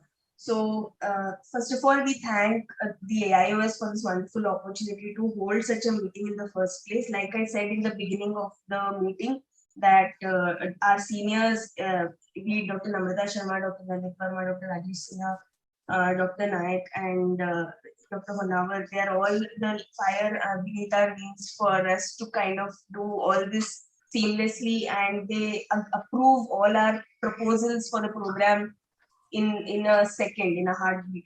So we really wish to thank them for giving us such rich opportunities all through the year and all through our tenure in YOSI. So this year, like the YO Pavilion, we sent out a Google form asking Young Ophthalmology Society of India members to fill in their areas of interest, any ideas for sessions that they might have, and any topics that they would like to cover. And we had an overwhelming number of responses. I realized that we are in fact actually emulating our seniors in this process of submission of abstracts. So we took a leaf out of AIOS books where they ask for submissions of ICs and free papers and e-posters and and such. So this is exactly what we did as well on a smaller scale, although the Google form responses were almost 100 in number, and we tried to sift through them and choose some of the best ones. And surprisingly, and we were very pleasantly surprised to see that almost 70 to 75 talks were really fresh, unique, and we were able to fit them into this 1.5-day format of the AIOS-YOSI Annual Forum. So also I would like to highlight here that almost 25 speakers are still doing their residency. They're in the first 3 years of residency, and a couple of more are in their senior residency, that is just post-PG, either in their fellowship or in their SRship in premier medical institutes. And and the rest are obviously in the first 5 years of practice. And I really appreciate and commend all the the thought that has gone into creating their topics for themselves. So basically, this has been a very inclusive platform. We have included people from every corner of India, and they've chosen the talks themselves. And going by the first session, I think they've done a great job as well. So judging by YO Pavilion's success at AIOS in 2021, I think I'm looking forward, and we're all looking forward for a fantastic scientific program for this forum as well. So back to you, Digvijay sir. To Purva, I would now, like to ask Dr. Lalit Verma to say a few words as well, because he's been involved in making the programs at the biggest scale possible. AIOS among the biggest societies. So, sir, a few words of encouragement from you. Thanks, Digvijay, and all the YOSI members, YO members. In fact, participating in YO programs make you feel younger, make myself feel younger. Although all my hairs have turned gray, but so once I attend YOSI sessions, so honestly, Digvijay, 20 saal umar kam ho jati hai. So that is the advantage. I don't know what is the definition of YO you people have, but I think it should be around 40 or something. But I've known YOSI since inception. You see, I remember the day when I think it was 14 or 15 in Hotel Ashoka. This fellow, what's his name? Tarun was there, and Colonel Sharma, I think. if I am right. Arun Arora and Vijay Sharma. Yeah, Sharma. So these people were there, and Rajesh and all of us, Rajesh said, sir, kuch help karna hai, to maine kaha, bhai, tell them to start some young program and all. So that was the inception of YO, and I take all credit should go to Rajesh for, giving me this idea, and, Tarun and Sharma capitalizing on this idea. So that was, I think, 14-15. After that, Rajesh was the organizing secretary of that AIOS, which he did so well. But I must, I visited your website today itself. Should congratulate Divakant and Digvijay and Apurva and so many other people today who have really worked very, very hard and made YO India a most powerful and most visible, I think, organization of youth ophthalmologists in the world, I must say that. So that is what I learned from that. And was really impressed also by, when some of our YOSI members are invited by international, people to their programs. I think Devakant was mentioning that there are a couple of photographs on the YOSI website regarding this. And I'm always impressed by the kind of programs Purva and other people make, because these programs, I think through that programs, they aim to solve a couple of issues which are specific to youth. And today, I say I liken YOSI to be something like, you under U19 cricket team, which recently won the World Cup. And this YOSI team also has actually won the world.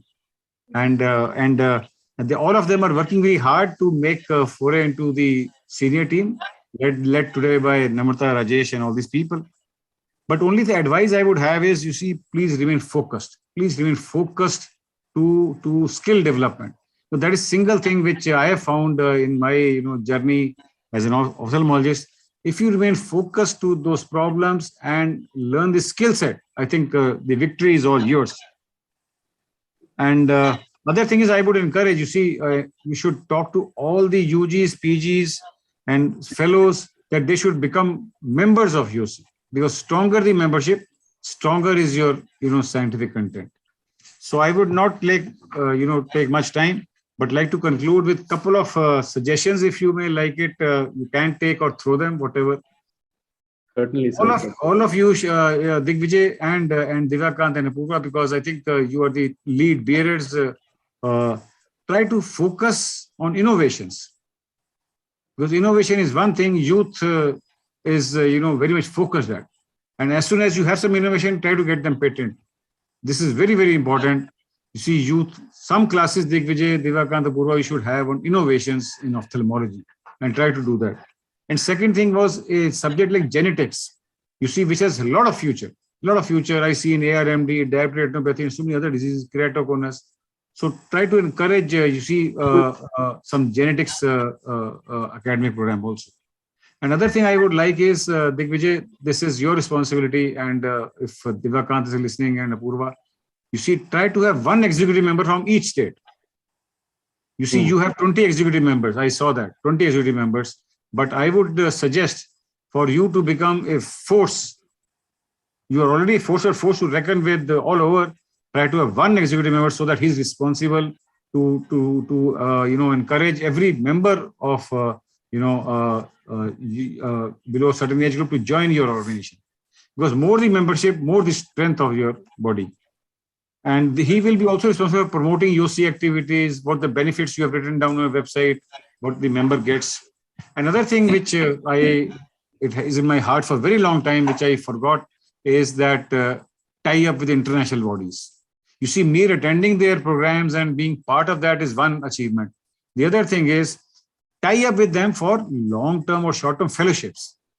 Like if somebody applies to you, you have a tie-up, say, with Wills Hospital or say Dohinia Institute, and you have a program there, say, for observership for 2 months, 3 months, and reciprocal also you can do. That we can at AIOS, I assure you, will help you out, that if their YOSI members come. So it's a mutual, win-win for everybody. So with these words, I think a couple of suggestions, Divakant and all Apurva and Divijay, you can take. And all the best to your program. I have seen all the lectures which you are going to do today, day 1 and day 2, and all the very best to you. And believe me, from AIOS side, rest assured, we will take, and I take a lot of pride in saying this, that we will cooperate with YOSI to see to it that all the issues which YOSI faces, or whatever you people require from AIOS side, rest assured, will be done. And thanks for having me here and giving me this opportunity to speak to all of you. Thanks a lot, Digvijay. Thank you, sir. Thank you. And your suggestions are well taken, sir. We will work on it. In fact, we are now going to come back right to you and take further suggestions on how to go about executing. So we're already seeking an appointment with you for that. Now, always welcome. I told you, Digvijay, once you wrote that, WhatsApp to me, I can't say no to Y and Y. Y and Y means you and YOSI. So I said, everything is very good, but whenever you say, we are all there with you. Right. And I think you should, you see, Rajesh is one person who was responsible. So मेरा बस चल मैं राजेश को garland करूँ भी तूने एक इतना अच्छा कॉन्सेप्ट लेके आया तू नहीं सर वो भी हम कर and तो Rajesh is an unsung kind of hero ना चुप रहता है वो बस तो but I thank Rajesh from core of my heart for for bringing this concept. And later on, I think it is the hard work done by you, Devakant, and all the office bearers of YOSI to make it a world-class body. And very proud to, note this. So thanks a lot, Digvijay. Thank you, sir.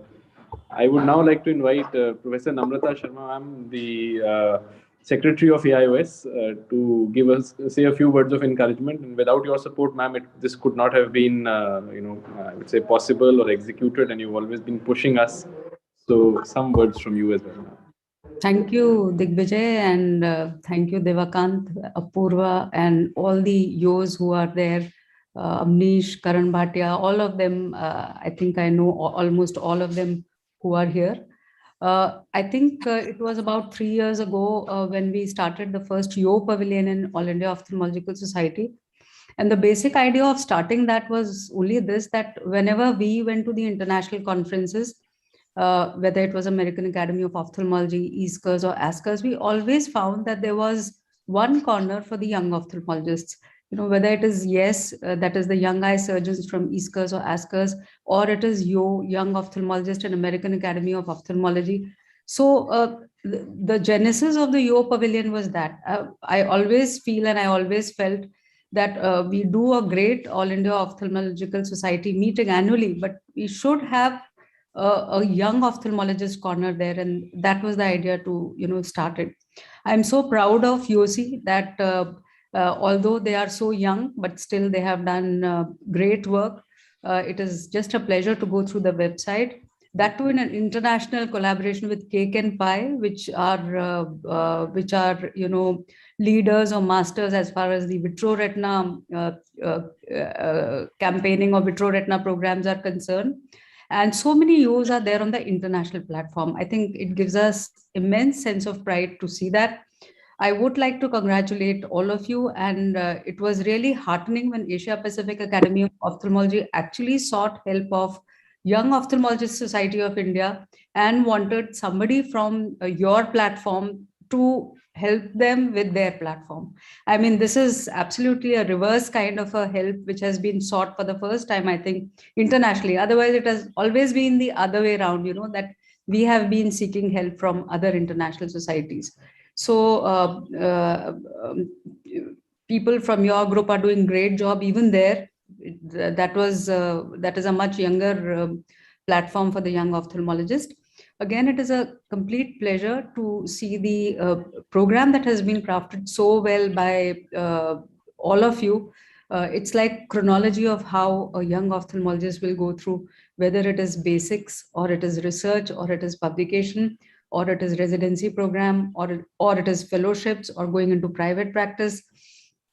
Or innovation. I saw that there's one whole session on innovation, which you have already placed, and even life beyond ophthalmology, which is your last session.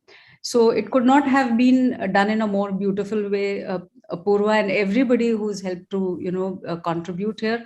I heard the lectures, which were just fantastic. And I was wondering that, Why don't we call you all more often on bigger platforms? Lectures, last 3 lectures that I heard, in fact, were just up to the mark, and even much more than that. So I know that challenges for young ophthalmologists has been really immense as far as the COVID times are concerned. And I think the most important thing is your surgical skills, especially your younger friends. And I think we are going to do something about it. Dr. Lalit Verma is here. We've talked about wet labs, which are going to be there at the headquarter in the future, so that people can come and train from there. And Dr. Digvijay sir has also promised that he's going to help you with the exchange program and the fellowships. So all the promises you can take from him now, because when he takes over, I'm sure that all these promises would be fulfilled. I know we keep comparing you all with us, but I know I would say any day that your time is more difficult for you than it was for us when we were younger, because your challenges are greater. Technology is advanced, it is helping us, but it's also difficult. So I think you have a lot of stress as compared to what we had. Opportunities were less. For you, the opportunities are more, but so are the difficulties and so are the obstacles that you have to overcome. So wish you all the best and many, many congratulations for doing this program, and keep doing it at a scale higher each year, which I'm sure you would. And if there's anything that you require, at least from the Secretariat, I'm sure everybody is there to help you. Thank you so much for having me today here. Thank you, ma'am. Thank you so much for the opportunity and joining and your words of encouragement. And we will take mentorship and advice from all of you to take further. I would now like to Professor Rajesh Sinha sir, as Dr. Lalit Verma has already said, is somebody who's the inception, the idea, coming about, and then from his advice and his guidance in the early years, we've grown. And today he's here with us to, so sir, let's hear from you, sir, some words of encouragement for all the young ophthalmologists. Thanks a lot, Digvijay. Actually, Lalit sir has told most of the things that I was thinking about, actually, and he is full of ideas. So definitely, as Dr. Namta was also mentioning, she also told a lot of things. So definitely we have to approach him to get the maximum. He is going to become the president of AIOS now. You all are pillars of YOSI, and I really feel proud that, Digvijay, he was our student, and now he has matured so much that, we feel proud of you. And I really feel that, every generation evolves and becomes better than the previous generation. That happens with technology, that happens with ourselves as well. So your generation is definitely better than us, and you can do much better work than what we have done. We are always there to help you, and in whatever best way that we can, in whatever position that we have right now, I think we are in a position to support you, and definitely I am sure that in days to come you will do even better. And as Lalit sir was again mentioning that, you people are like under-19 cricketers. That's what I was thinking about. So, you people are pushing us, actually. See, the under-19 cricketers are winning World Cup after World Cup, and they are pushing the senior team that, you also have to win this World Cup. So you people are the same. The scientific program I saw, it was fantastic, very well made. So I must congratulate all of you, Digvijay, Devakant, Apurva, Karan, Sonal, everyone, all of you.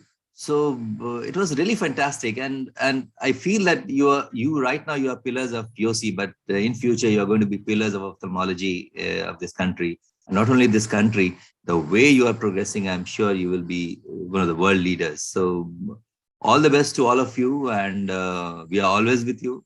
And one more thing I would like to say that your website is fantastic, and so definitely you all have put in a lot of hard work. A lot of work has been done on that. And I'm sure you may, at times, if at all you need any kind of a help, we are always there for you. So all the best. Go and win the world. So you have to win the World Cup. Thank you. I think Dr. Harbanslal was also there. Vijay, can you just check? I thought I saw him joining. Just joining. I was just looking at that only. Not there now, but I thought I saw him. So I can't see him in the participant list. Anyway, we're thankful, Dr. Arvasan sir, that you joined as well, and I hope you can join back in case you dropped off. So the next thing is that we have the Yo Times magazine. The next issue of the Yo Times, as you know, we take this out as a regular publication of YOSI. So I would like to invite Kunal and Dr. Namrata, Dr. Rajesh to do the inauguration of this, the release of this.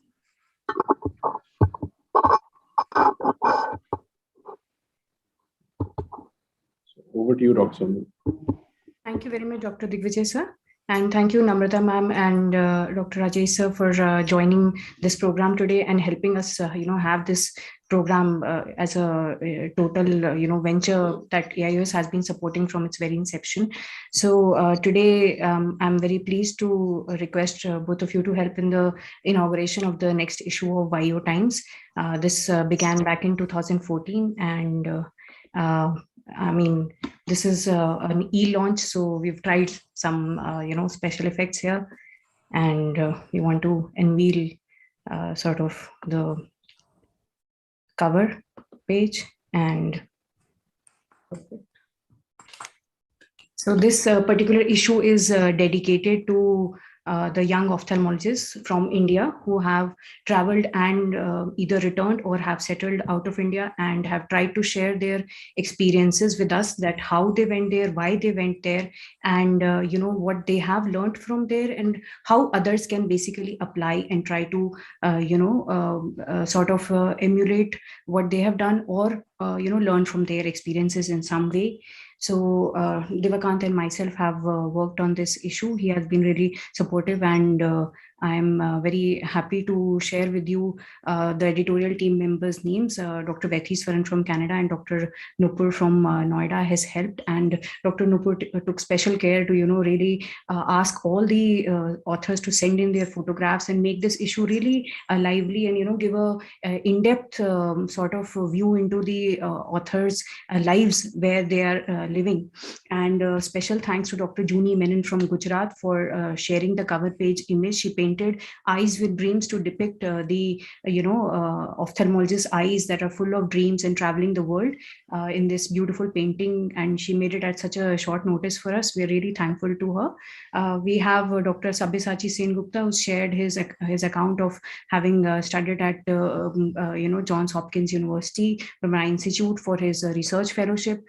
We have Dr. Aarti Heda to share her journey in Ghana, Africa. Dr. Apurv and Dr. Manvi have shared their journeys in UK, and the public health sector in UK has been covered by Dr. Sumit Grover. Dr. Manju and Dr. Kapil have shifted from Jaipur to China, and they have shared their journey with us very kindly.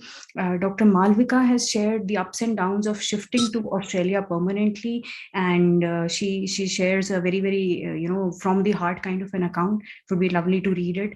Dr. Himika is from Mumbai. She studied at Canada, and she worked with so many stalwarts there. She has shared her journey with us of having worked with Dr. Ralph Eagle and having seen the first UBM that was ever made. She has really shared lots of details after returning from there also. Dr. Payal has shared her journey in Singapore and why she shifted and what all you can expect from life, both in positive and negative. Dr. Vidhi has shared her journey in UAE. Dr. Benazir has also shared what to expect in life and work and how to apply to UAE basically.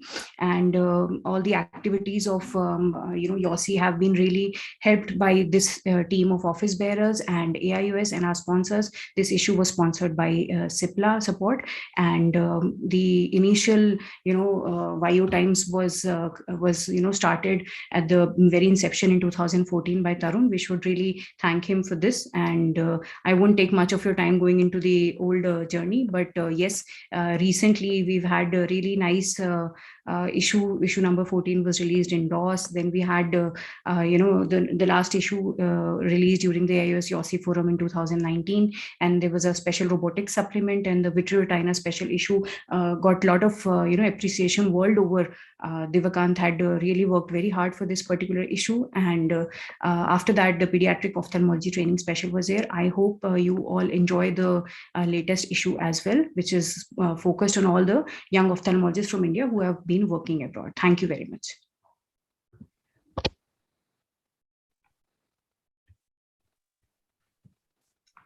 Thank you, Dr. Sunil, and thank you, Dr.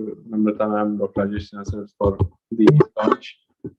Unfortunately, we can't enjoy it the way we did the physical. I must say that the wonderful work done by Sonal. Congratulations, Sonal. Congratulations. Thank you very much, sir. We are really thankful to the authors who really bared their heart. If somebody really reads through their accounts, it's a beautiful journeys that they have shared with all of us. I think you should get them on the platform also, like we are They are there. virtually today. They are there. They are there with us. Some of them are there with us. I can see Dr. Apurva has joined. Dr. Juni is here. A lot of the people who are associated with this issue. Dr. Nupur is here. Dr. Aarti Heda is here. I can see them. Okay. Because that would help others on how to go abroad if they want to. Yes. And how to settle abroad, because otherwise they keep looking for and keep asking for. Yes, that was the pertinent question. Actually, ma'am, we tried to answer through this particular issue. So we have also included the links, the websites that they need to visit, and we've included the author details. And any one of them, any reader can send us their queries, and we'll direct them to the authors. And we are hoping to update this issue in the future. Like if somebody else also travels, we'll try to keep updating. It's a soft copy, so we can always have new people sharing their experiences and guiding the juniors in the future as well. Yeah, I think that is really nice, because some of them are very focused and they know they want to go abroad. Yes. But the path is not charted out. I mean, you have to just keep asking other people. There are no written things on the book. So Digvijay, thank you, and everybody, thank you for this. I think Dr. Harbanslal is going to join in sometime. He's saying he's trying to join. In case he does, Digvijay will. He would say a few words. Huh? And thank you. Okay. Thank you, Digvijay. Thank you. Thank you, Devakant, Sonal, Karan, Apurva, Nupur, everyone. Thank you, sir. Thank you. Thank you so much, sir. Thank you so much for joining. Thanks a lot, everyone. Thanks so much. Thank you so much, sir and ma'am. Dr. Sonal, I think we can proceed. Okay, so should we start our next session? Yes, I think we can start. Just keep an eye if Dr. Harbanslal joins, we can invite him for a few words. And Yes. I think please start, Sonal. Go ahead. Okay. Thank you very much.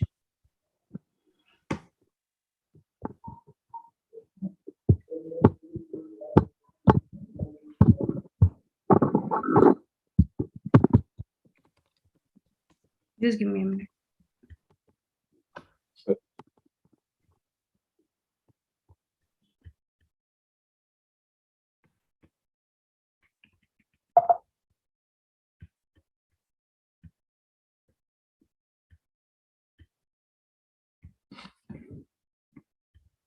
I hope my screen is visible. Yeah. Yes. So the next session is titled Research in a Nutshell. And our panelists for the session are Dr. Anirudh Agarwal, Dr. Digvijay, Dr. Bharat, Dr. Nupur. I shall be moderating. The concept of YOSI Journal Club began with this, adage, publish or perish. And that was, our call for action in a way. So we came up with the concept of, why should people really be using research? Is it just for the thesis, or is it going to help you further? And how further can it, help you? And how keeping abreast with the literature will help you publish as well as be useful for your clinical practice. So apart from defining the problem and defining the variables, we wanted to know how to interpret the results of studies that we keep getting in depth, in detail. So the format we came up with had a presenter and a mentor, then a research expert and they would be moderators and they would be panelists. So the MARI method was used for step-by-step approach to reading the medical evidence. And today our presenter is Dr. Neelam Khatwani. She's an IOL fellow at Shankar Eye Hospital, Jaipur. She's done her MBBS from Karnataka, and she is a gold medalist in her DOMS, and she has also completed her DNB from New Delhi. So she will be presenting the Hawk and the Harrier trial today. Over to you, Neelam, for presenting this particular trial.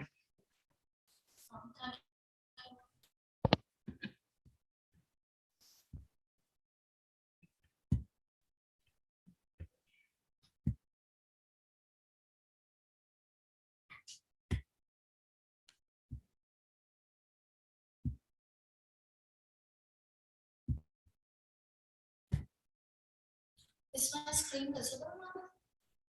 Neelam, your screen is visible, but we would ask you to stop sharing. Dr. Harbans Lal sir is here, so we would request him to say a few words. If you could just stop scaring. Yes. Yeah. Welcome, sir. We would request you to say a few words to encourage young ophthalmologists and YOSI. Sir, you are on mute. We can't hear you. Yeah.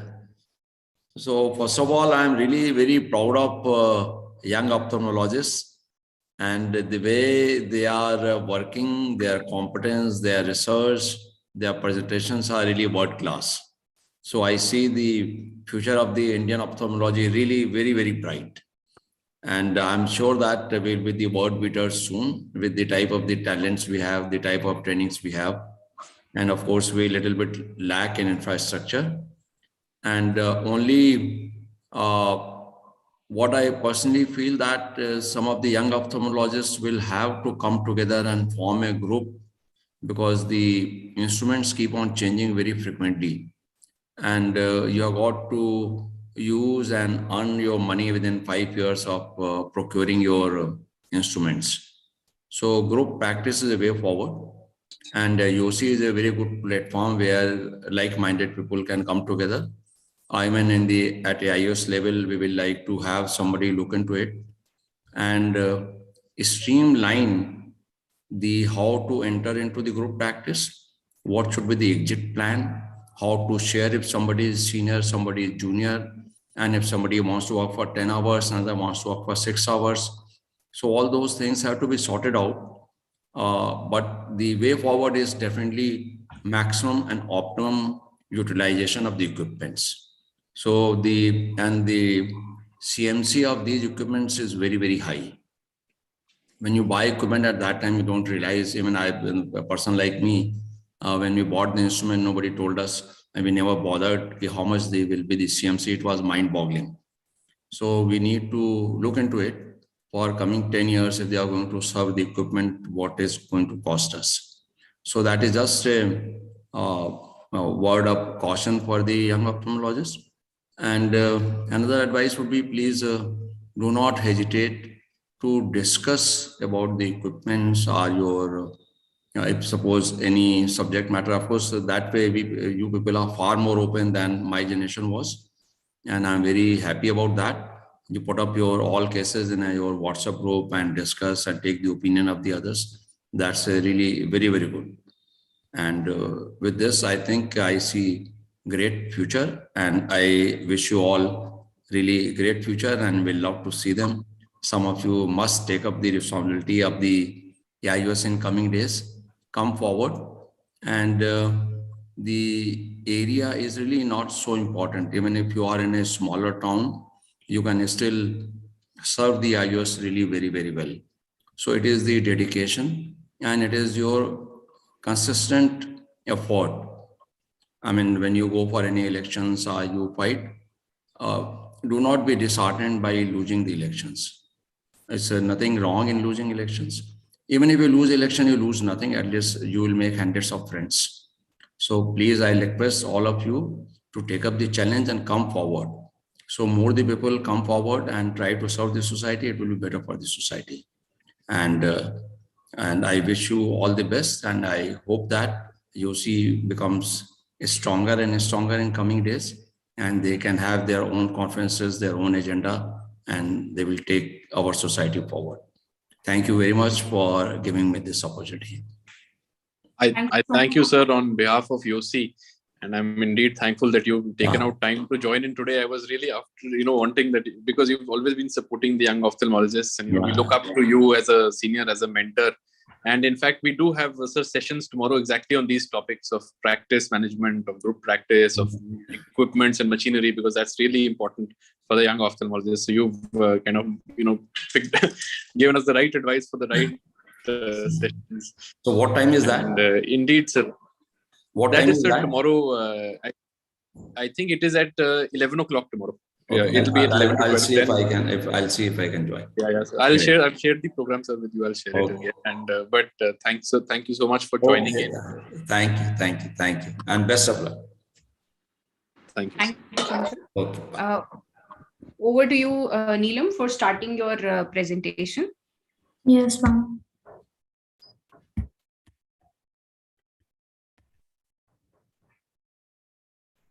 Is my screen visible now? Yes, your screen is visible. You should now go on the slideshow mode. Good evening, everyone. So first of all, I would like to thank AIOS and YOSI for giving me this opportunity to present my journal club at such a big platform. I would also like to thank Sonal ma'am and Kaushik sir, who were my mentors and who have helped me throughout in making this presentation. So we are going to discuss about the legendary trial, Hawk and Harrier phase 3 multi-center randomized double-mask trials of brolucizumab for neovascular age-related macular degeneration. It was published in Ophthalmology, Journal of American Academy of Ophthalmology with an impact factor of 8.47 in January 2020 issue.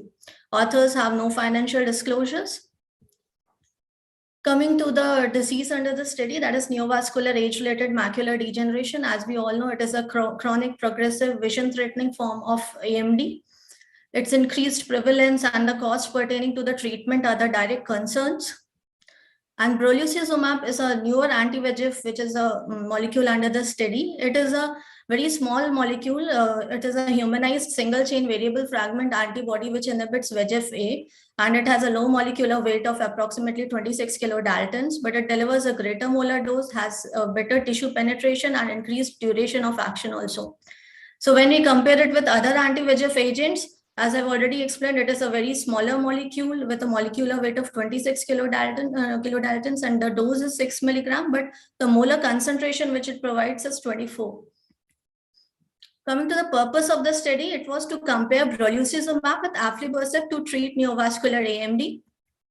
Coming to the methods, this was a phase 3 prospective randomized double-masked multicentric trial, which was carried out in 2 years in 400 sites in parts of America, Europe, Asia, Australia, and Japan.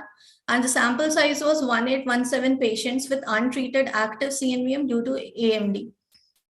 The inclusion criteria was patients with age more than 50 years with active CNVM lesions, which affects the central subfield or macular area at screening, and both occult and classic CNV lesions were included as assessed by FFA. Presence of any fluid, either intraretinal, subretinal, or sub-RP fluid as assessed on SD-OCT was included. BCVA between 78 and 23 ETDRS letters was included. And all this was assessments were made by Duke Reading Center for Hawk and Vienna Reading Center for Harrier. Exclusion criteria included any active intraocular or periocular infection, any geographic atrophy, patient taking any other approved treatment for neovascular AMD, patient having any other intraocular condition, history of any intraocular surgery, any uncontrolled glaucoma or aphakia or absence of posterior capsule, all these were excluded. Patient consuming any other intraocular corticosteroids or topical or systemic corticosteroids, undergoing therapeutic radiations in the steady eye, or having significant medical history or hypersensitivity to any component of the test article, a pregnant or lactating women were also excluded. In case if both the eyes were eligible, the eyes with the worst BCVA was selected, and if both the eyes were having same BCVA, right eye was selected as a steady eye. Coming to the randomization in HAWK trial, the patients are divided into 3 groups: in brolucizumab 3 mg, 6 mg, and aflibercept 2 mg. In Harrier, they were randomized into 2 groups: brolucizumab 6 mg and aflibercept 2 mg. Coming to the treatment protocol, after the initial loading phase, when injections were given at week 0, 4, and 8, the first disease activity was assessed at 16th week. Later, the interval was adjusted to every 8 weeks for brolucizumab if disease activity was discovered. If no disease activity was discovered, it was continued with every 12-week interval for 2 years. Aflibercept was injected at every 8-week intervals. Disease activity monitoring was done based on the functional and anatomic characteristics at week 20 till week 92 at every 3 monthly intervals. This is a concert diagram showing the treatment protocol, which I have already explained in the previous slide. Coming to the assessments, the efficacy assessments were in the form of BCVA using ETDRS method, and by SD-OCD, presence or absence of any fluid, intraretinal, subretinal, or sub-RPE fluid was assessed. These were the weekly assessments based on the basis of change in BCVA and presence or absence of any intraretinal fluid. Safety assessments or entire safety assessments, including the general physical examination, the blood exam investigations, and complete pre-injection and post-injection assessments were done. Coming to the outcome measures, the main outcome measure, that is the primary outcome, was non-inferiority in mean BCVA change from baseline to week 48. Other secondary key endpoints included BCVA change from baseline averaged over the period of week 36 through week 48. Secondly, the percentage of patients who maintained every 12-week dosing throughout week 48. Anatomical outcomes, that is presence or absence of any subretinal, intraretinal, or sub-RPE fluid, and safety endpoints. Statistical analysis was done by analysis of variance model and Kaplan-Meier analysis. And it was a standard double masking trial, and with the patients and the physicians who performed the post-injection examination were masked. Only the injecting physician and on-site personnel were unmasked. A sample size of 297 eyes per arm was derived. Coming to the results in the form of BCVA, in both the trials, each brolucizumab arm demonstrated non-inferiority versus aflibercept in least square mean BCVA change from baseline to week 48. In HAWK, brolucizumab 3 mg and 6 mg treated eyes gained plus 6.1 and plus 6 letters respectively, compared to plus 6.8 letters in aflibercept treated eyes. And in Harrier, brolucizumab gained plus 6.9 letters compared with plus 7.6 letters with aflibercept treated eyes. So brolucizumab was also non-inferior to aflibercept in least square mean BCVA change from baseline averaged over the period of week 36 through week 48 in both the trials. This is a table showing the increase in the BCVA in both the trials. And this is the graph showing the BCVA changes in both the trials. Coming to the probability of every 12-week dosing maintenance over 48 weeks, it was found that 49.4% probability was there with brolucizumab 3 mg and 55.6% for 6 mg brolucizumab in HAWK, and 51.0% for 6 mg brolucizumab in Harrier. And if a brolucizumab treated eye did not show disease activity during the first 12 weeks interval, the probabilities for remaining on every 12-week dosing up to week 48 increased to 80.9% with 3 mg brolucizumab and 85.4% with 6 mg brolucizumab in HAWK, and 81.7% with 6 mg brolucizumab in Harrier. So each of these 4 BCVA related non-inferiority hypothesis of HAWK reached statistical significance with p-value less than 0.025. These 4 BCVA related hypotheses were non-inferiority in mean BCVA change from baseline to week 48, BCVA change from baseline averaged over the period of week 36 through week 48, every 12-week dosing maintenance over 48 weeks, and if no disease activity occurred during the first 12-week intervals, the probabilities for remaining on every 12-week dosing up to week 48. Coming to the disease activity assessments and anatomic outcomes, the disease activity at week 16, we can see in the graph, it was less with the brolucizumab at 3 mg and 6 mg in the HAWK and similar in the Harrier. And the central subfield thickness reduction was also better with the brolucizumab in both the trials. The presence of intraretinal fluid or subretinal fluid and sub-RPE fluid was also lesser with the brolucizumab in both the trials. Coming to the safety assessments, brolucizumab is well tolerated. Overall ocular and non-ocular adverse event rates were similar to those with aflibercept within each trial. The most common ocular adverse effects were conjunctival hemorrhage and reduced visual acuity. Other adverse events of concern were uveitis and iritis. Raised IOP was similar with both brolucizumab and aflibercept. The incidence of serious ocular adverse events like ANDOF and CRA or RD or traumatic cataract were very less. And other incidence of thromboembolic events and death was also very less. This is the table showing all the adverse effects. Coming to the discussion part, neovascular AMD is a variable disease course with individual treatment needs. It was found that patients with early persistent retinal fluid have better outcomes with more frequent treatment, and presence of retinal fluid and increased central subfoveal thickness on OCT are better indicators of disease activity compared with the BCVA-based indicators. And goal of neovascular AMD management is to determine the therapeutic needs on an individual basis and treat accordingly to achieve an optimal visual outcome with minimum clinical visits and the intravitreal injection burden. So we have prorinator regimens and treat and extend regimens. And with the standard treat and extend regimens, extended the treatment interval in 2-week increments, the total number of injections of brolucizumab in first year are found to be 9 to 10 injections in 1 year. So Hawk and Harrier are the first multinational neovascular AMD trials to use masked ophthalmologists to identify disease activity after the loading phase to decide a suitable maintenance dose interval. And this approach allowed the ophthalmologist to adjust to every 8-week from every 12-week dosing if required according to the anatomical outcome. So this every 8-week allocation was not randomized, but actually it was disease driven. And so this comparison was not valid. This is data support that the predictive value of dynamic changes early in the treatment course may offer a paradigm for efficient and individualized long-term neovascular AMD management. Coming to the critical appraisal, that is the MARI format. Methods, as I've already discussed, it is a phase 3 and it is a non-inferiority trial proving that brolucizumab is as good as aflibercept. And it was of 2 years duration, and they have taken 408 sites, but the total number of patients were 1817. So it is approximately 4 patients per site. So the chances of bias can be more with this. Assignment randomization was fine in both the Hawk and Harrier trials, but the every 8-week allocation was not randomized, but it was driven by the disease activity. Comparative analysis of eyes treated exclusively with a every 12-week interval versus every 8-week intervals was not valid. And there was masking was very efficient, and the assessment, the functional and anatomic assessments of the disease activity at every 12-week and every 8-week dosing interval was done in the form of BCVA changes and presence or absence of any intraretinal fluid. But there were no quantitative assessments of this intraretinal or subretinal fluid, only presence or absence was considered. Safety analysis was also done.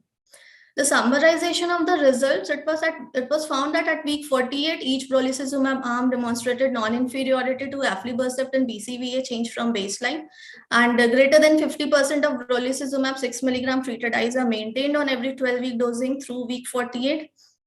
At week 16, after identical treatment exposure, fewer brolucizumab 6 mg treated eyes had disease activity versus aflibercept, and there was greater central subfield thickness reductions from baseline to week 48 were observed with brolucizumab 6 mg versus aflibercept. Adverse event rates were similar with both the anti-VEGF agents.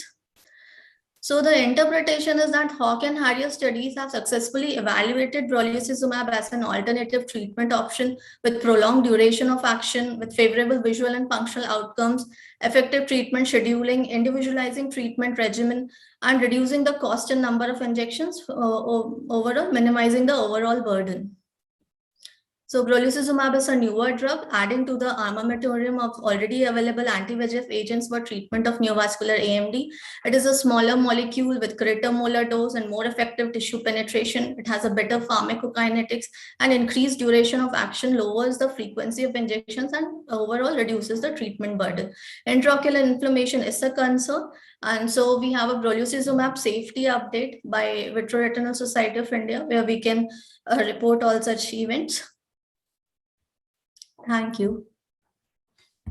Thank you so much, Dr. Neelam. I must praise your, bravado in presenting so smoothly, so flawlessly at this level, and your mentor has done a really great job. Thank you, Dr. Kaushik. Now I would like to invite Dr. Sabyasachi Sengupta sir for presenting the statistical aspect of this particular paper. So he will really show us that what all have we missed here. We tend to miss things, and he will show us how to really read the fine print. Over to you, sir. Thank you, Sonal. And I'm quickly going to share the annotated PDF so that we can go through some of the points. So this is a very large, massive study, and I think, like Neelam already said, this is one of the landmark trials. So there's not much critique that we can really do, on a paper like this. So I thought, we'll discuss some of the finer statistical points that everybody should be aware about. First thing is non-inferiority study design. Have you all really thought what this is, and is it really different to superiority study designs? And why would somebody choose a non-inferiority study design? So the simple answer to that is, in the olden days when RCTs were rampant or being done in large numbers in the 70s, and there were no treatment groups there were no established treatments. So there were always a placebo-controlled trials, right? So one group which didn't receive treatment and the other group which received treatment. Now, the expected difference in the outcomes was quite large, right? Because some of the treatments were substantially good. However, in recent studies, if you see, it's almost impossible to do placebo-controlled trials. Now, the expected difference between, say, brolucizumab and aflibercept is really small. So if you want to show statistically significant difference where the expected differences are small, the sample size become extremely huge, 6,000, 7,000, or in those numbers. So to bring down the sample size yet, to have a robust study design, non-inferiority study designs are used. That is one of the major needs for non-inferiority study designs. So, from such a study design, can we say one drug is better than the other? And the answer is absolutely not. Though, some studies, including this, Hawk and Harrier, actually had a superiority study, embedded within the non-inferiority, design. So I'll show you a little bit about where that is given in the manuscript. But so this is a study where it's non-inferiority along with a subsection which has superiority design enrolled into that. So, very recently the protocol T from the drcr.net pub, if people are following that, again, landmark study on diabetic retinopathy treatment, and that also had non-inferiority along with the superiority study design, along with it. So, so that is something about non-inferiority. So I have a blog on that. If anyone is interested, can get more information. The other thing is, the main outcome is BCVA, right? Most of these studies or the FDA actually mandates BCVA to be the primary outcome measure. So what was actually taken, or, you have to start with certain suppositions or, certain assumptions. So here the difference of 4 letters was taken as a, significantly, difference would have been, right? So, if, a 4-letter, so that's just about 1 line difference. So that was the assumption that the authors made, right? So, based on this, sample size calculations and others are done. Then, coming to the, vision, these are actually not mean. These are least square mean. So it's quite different from actual mean. So this is 6.6 letters. But, it is not just a mean change of 6 letters or better. It's a least square mean. So it's slightly different. Also, it's important to note the 95% confidence interval around this. So 6.6 letters, but then there may be some patients who have actually lost more vision in one group than the other, right? Or before and after. So just looking at means is always not a good idea. We should also look at 95% confidence intervals, where, so that gives us a better idea. Say for example, if you take a COVID vaccine, the efficacy is 90%, but then the 95% confidence interval, if it varies from 60 to 95, that's very large. If it varies from 87 to 92, that means it's all good, right? So that is something that we should also look. I'll show you that where it is given below, and so all these are using least means or least square means. The main reason for this is that there is loss to follow up, or there is missing data somewhere or the other, because of which, if you just do a mean, then, it will not show, it won't be representative from all the patients, because there is probably a substantial loss of data somewhere. So we use least square means to compensate for something like that. Then, I think Neelam has already told us, so there are 408 sites, because of which each site might have only 4 or 5 patients. I think that's an overkill, but nowadays most of these randomized trials seem to be doing something like that. All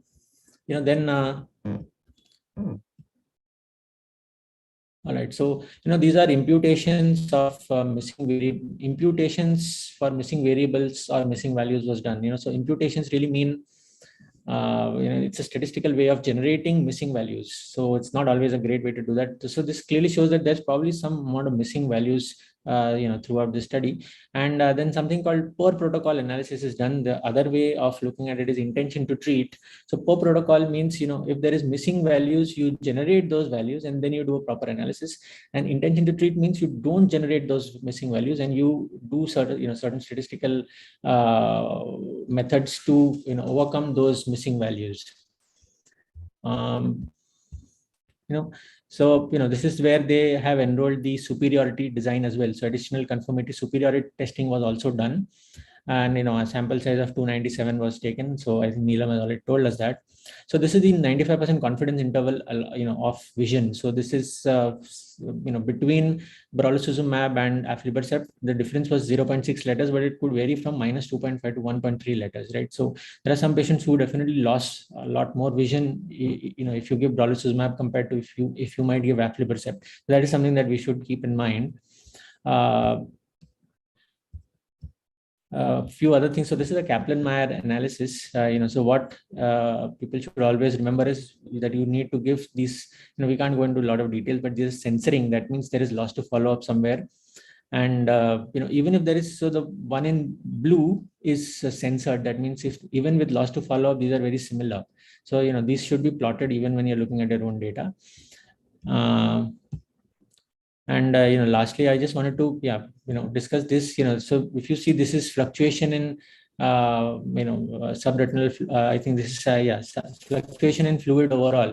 So this seesaw pattern is seen in aflibercept, but remember that aflibercept was not allowed to change or adjust, right? So it was 3 loading doses and then every Q8 weeks. I think I'm not really sure exactly, but I think Neelam can confirm. But aflibercept was not allowed to change at all. But then brolucizumab was actually allowed to change, so if there is some recurrence or, patient is getting fluid back again earlier, you could shift to a Q8 weekly treatment. But then if they were not getting fluid, you could maintain at Q12 weekly. But then aflibercept was not allowed that, so, that is somewhere basically a little bit of an absence of epinuclear and cortical buffer. Study design The can capsule also is many cause times some problems here. is in So absolutely these are close some of contact of the the nucleus. last thing I wanted to So may have discuss some is adhesion also many times. And the capsule is also very fragile and weak and anyway, thin so also. last thing I just wanted to basically draw your attention to is the incidence of uveitis. We would ask Those are these the characteristics host to of please the mute the other They people. present a variety of risk We can't factors. hear you actually, so just The surgeon, a minute. you could have a risk of Rax's extension. There could be Requesting the host to please mute there could be Rax's the other risk of jonular dehiscence. There could be the risk of attendees, if possible. decompensation and risk of trauma to the supporting structures of the crystalline lens. So what we need to do is we need to have a very good preoperative examination of all these cases, which should include Mr. Sharik, requesting you to please microscopic examination. If possible, we need to do a mute. I'll just ask ma'am. I think it's her phone. I'll just ask her. Status of the cornea. You need to do a ultrasonic posterior segment status because many times we are not able. Yeah, thank you so much. Sorry, sir, for the interruption. If you No would. problem. I just had one last point. So the incidence of uveitis. So though this was not exactly well subclassified into different types, now we know brolucizumab does cause a little bit more of intraocular inflammations. But even in the study, the Hawk it showed 2.2% at 6 milligram, and the Harrier did not show that many. But the Hawk clearly showed 2.2% patients developed some amount of uveitis. It was only 0.3% in the aflibercept group. Perhaps this was slightly underreported as we are now seeing slightly more incidence of uveitis. So, and I think overall, it's not, like I said, not much to critique from such a large, randomized clinical trial, but, certain concepts I thought we can discuss based on this study. Thank you so much. Thank you so much, sir, for showing those little nitty-gritties and subtle points that we would otherwise miss if we do not pay that close an attention. I would now take this opportunity to introduce the mentor for this particular journal club that we are hosting at this level, Dr. Kaushik Tripathi, who's currently working at ASD Kolkata, and he's an RPC alumnus, and he is also associated with the publication ophthalmology section at StatPulse, and he's also associate editor of clinical case reports. He is the mentor for this particular journal club prepared by the candidate. And next, I would like to introduce the expert panel, Dr. Mitali Khudani, who's a retina consultant at Second Sight Eye Care and Lotus Eye Hospital, Juhu, Mumbai. Dr. Apurv Gore, who's kind enough to join us from UK. He's consultant at Yeovil District Hospital, NHS. And Dr. Nilesh, who is currently a consultant at Ayodhya in Uttar Pradesh. He is the pioneer of Dixpro and has multiple publications on the topic that we are discussing, the brolucizumab drug. And we would now request Dr. Mitali to shed a few to share a few pearls regarding what all she has to share. And before we start the capsular axis.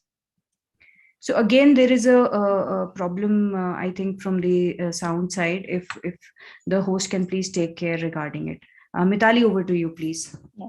Thank you, Dr. Sonal and Yosi, for this opportunity.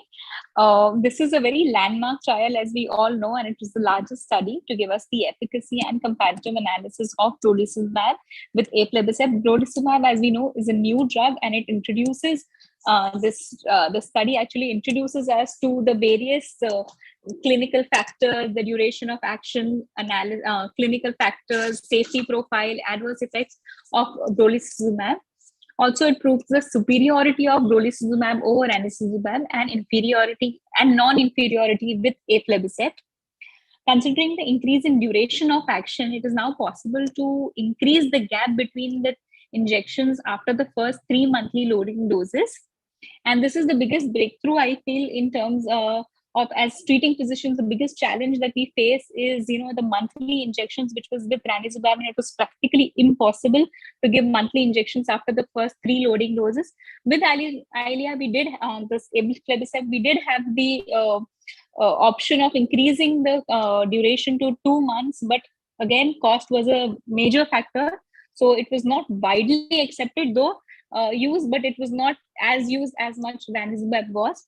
With brolucizumab, now we can increase the interval to 3 months, and the cost also, I must say that they have kept into consideration.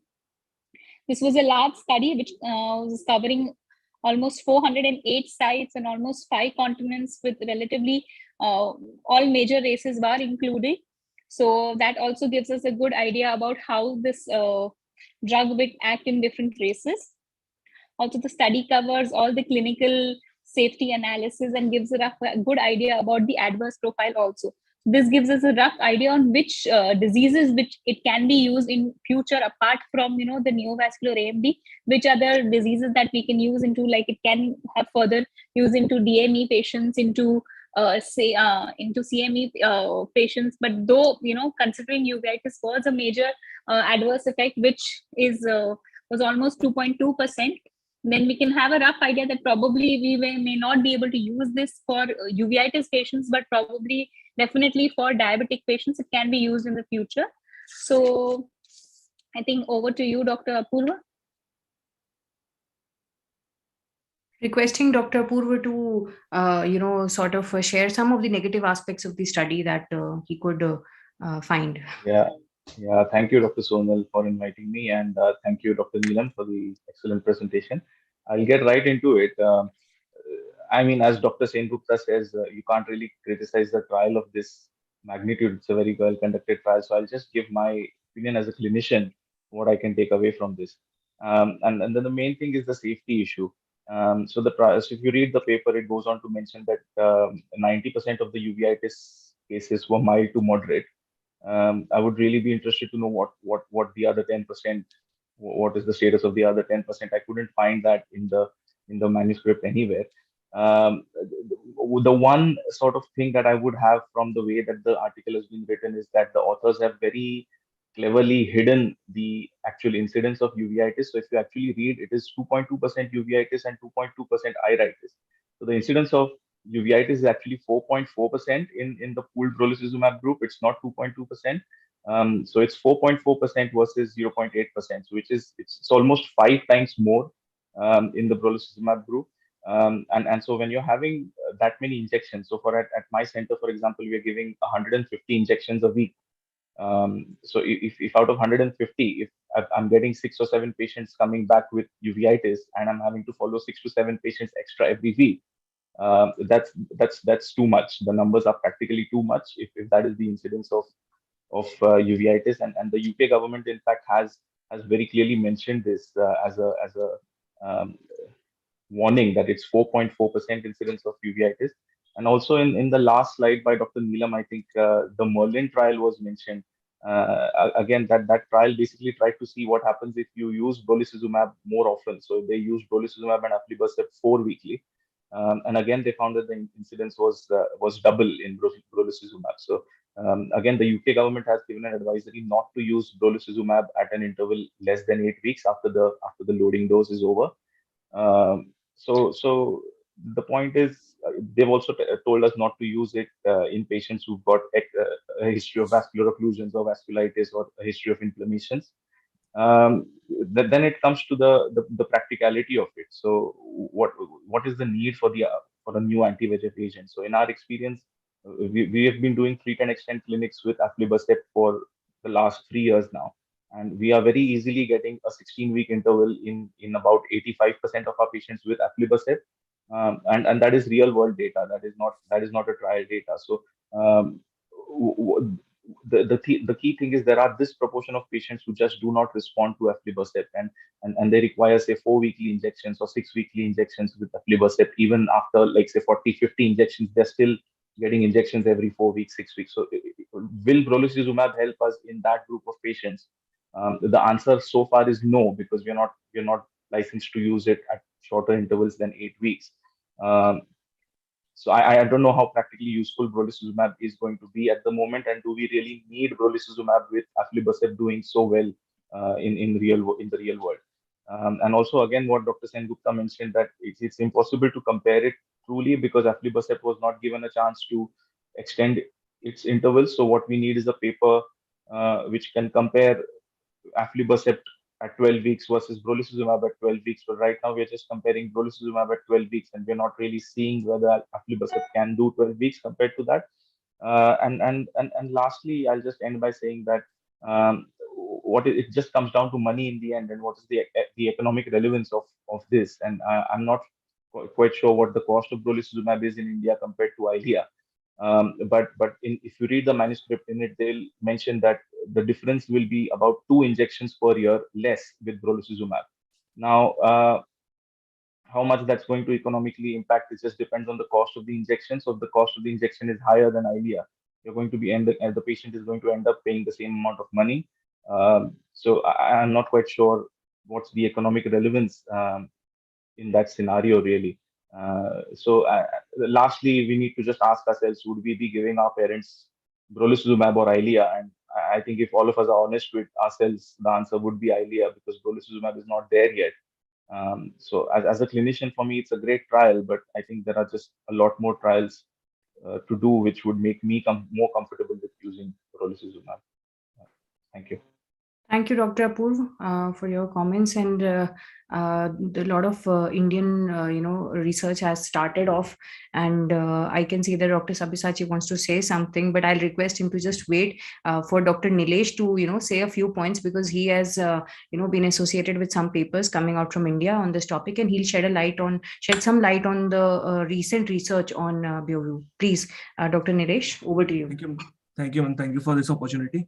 And as we can see, this molecule has seen, I think, the most in last 15 months in terms of recent development, because none other drug has got this kind of inflammation post-injection. So before that, I would like to point out that it also has got approval for DME it has been proven superior to aflibercept in reducing the central macular thickness. But the difference between NAMD and the DME trial were that it required 5 loading doses instead of 3 loading doses, and the loading doses were given at 6 weeks instead of 4 weeks. And then the 12-week dosing resumes. So let's address the elephant in the room, that is the emergence of occlusive vasculitis. Frankly speaking, the uveitis is not much of concern, even it is 4% or 5%. The topical prednisolone itself is enough to control most of the cases, and similar incidence has been shown with the initial uses of ranibizumab and aflibercept. But then it got refined, and then now we are seeing like 0% rate of inflammation. So that is not a concern. But the unique thing that is associated with Pagenex or brolucizumab is occlusive vasculitis that was not seen with any other the anti-VEGF agents. So the incidence lies somewhere around 0.9 to 1% as reported, but the incidence can be higher or lower because there is much of underreporting that is happening. So now we have been working on for last 15 months on this molecule, and what we think is there are 2 mechanisms that are happening. That is the type 4, that is delayed hypersensitivity reaction, and then there is type 3, that is the antigen antibody reaction. Now the molecule has 22 times more molar dosing than ranibizumab. So it is we are giving a lot of antigen because whatever we say, it is a biologic, it is an external molecule. So it is an antigen that we are injecting. And now we have a concept that is known as anti-drug antibody. That is in our body, whenever we inject a biologic, our body produces an antibody against it. So that is called as anti-drug antibody. Now, pre-existing antibody for brolucizumab is 52%. Reported in Hawk and Harrier trial, it is 52%. That is in the product level of Pagenex. And for ranibizumab and aflibercept, it was just 5%. So we have like 10 times higher ADA. So there is more likelihood that we are giving a high load of antigen, and then we have a high antibody that is happening. So there is an antigen antibody reaction happening that is leading to deposition into the vessels, and that is causing occlusive vasculitis. So for that, as pointed out by Dr. Apur and in excellent talk by Neelam, that Merlin trial, which evaluated the monthly dosing, it had a lot of occlusive vasculitis happening. So they stopped the Merlin trial, and not only Merlin trial, they stopped Raven trial that was for RVO, where monthly dosing was being used. So 2 trials have been stopped, and now there is a 3rd trial that is going on, that is Falcon trial, where they have straight away gone for 12-week dosing in all the patients. There is no loading dose in that.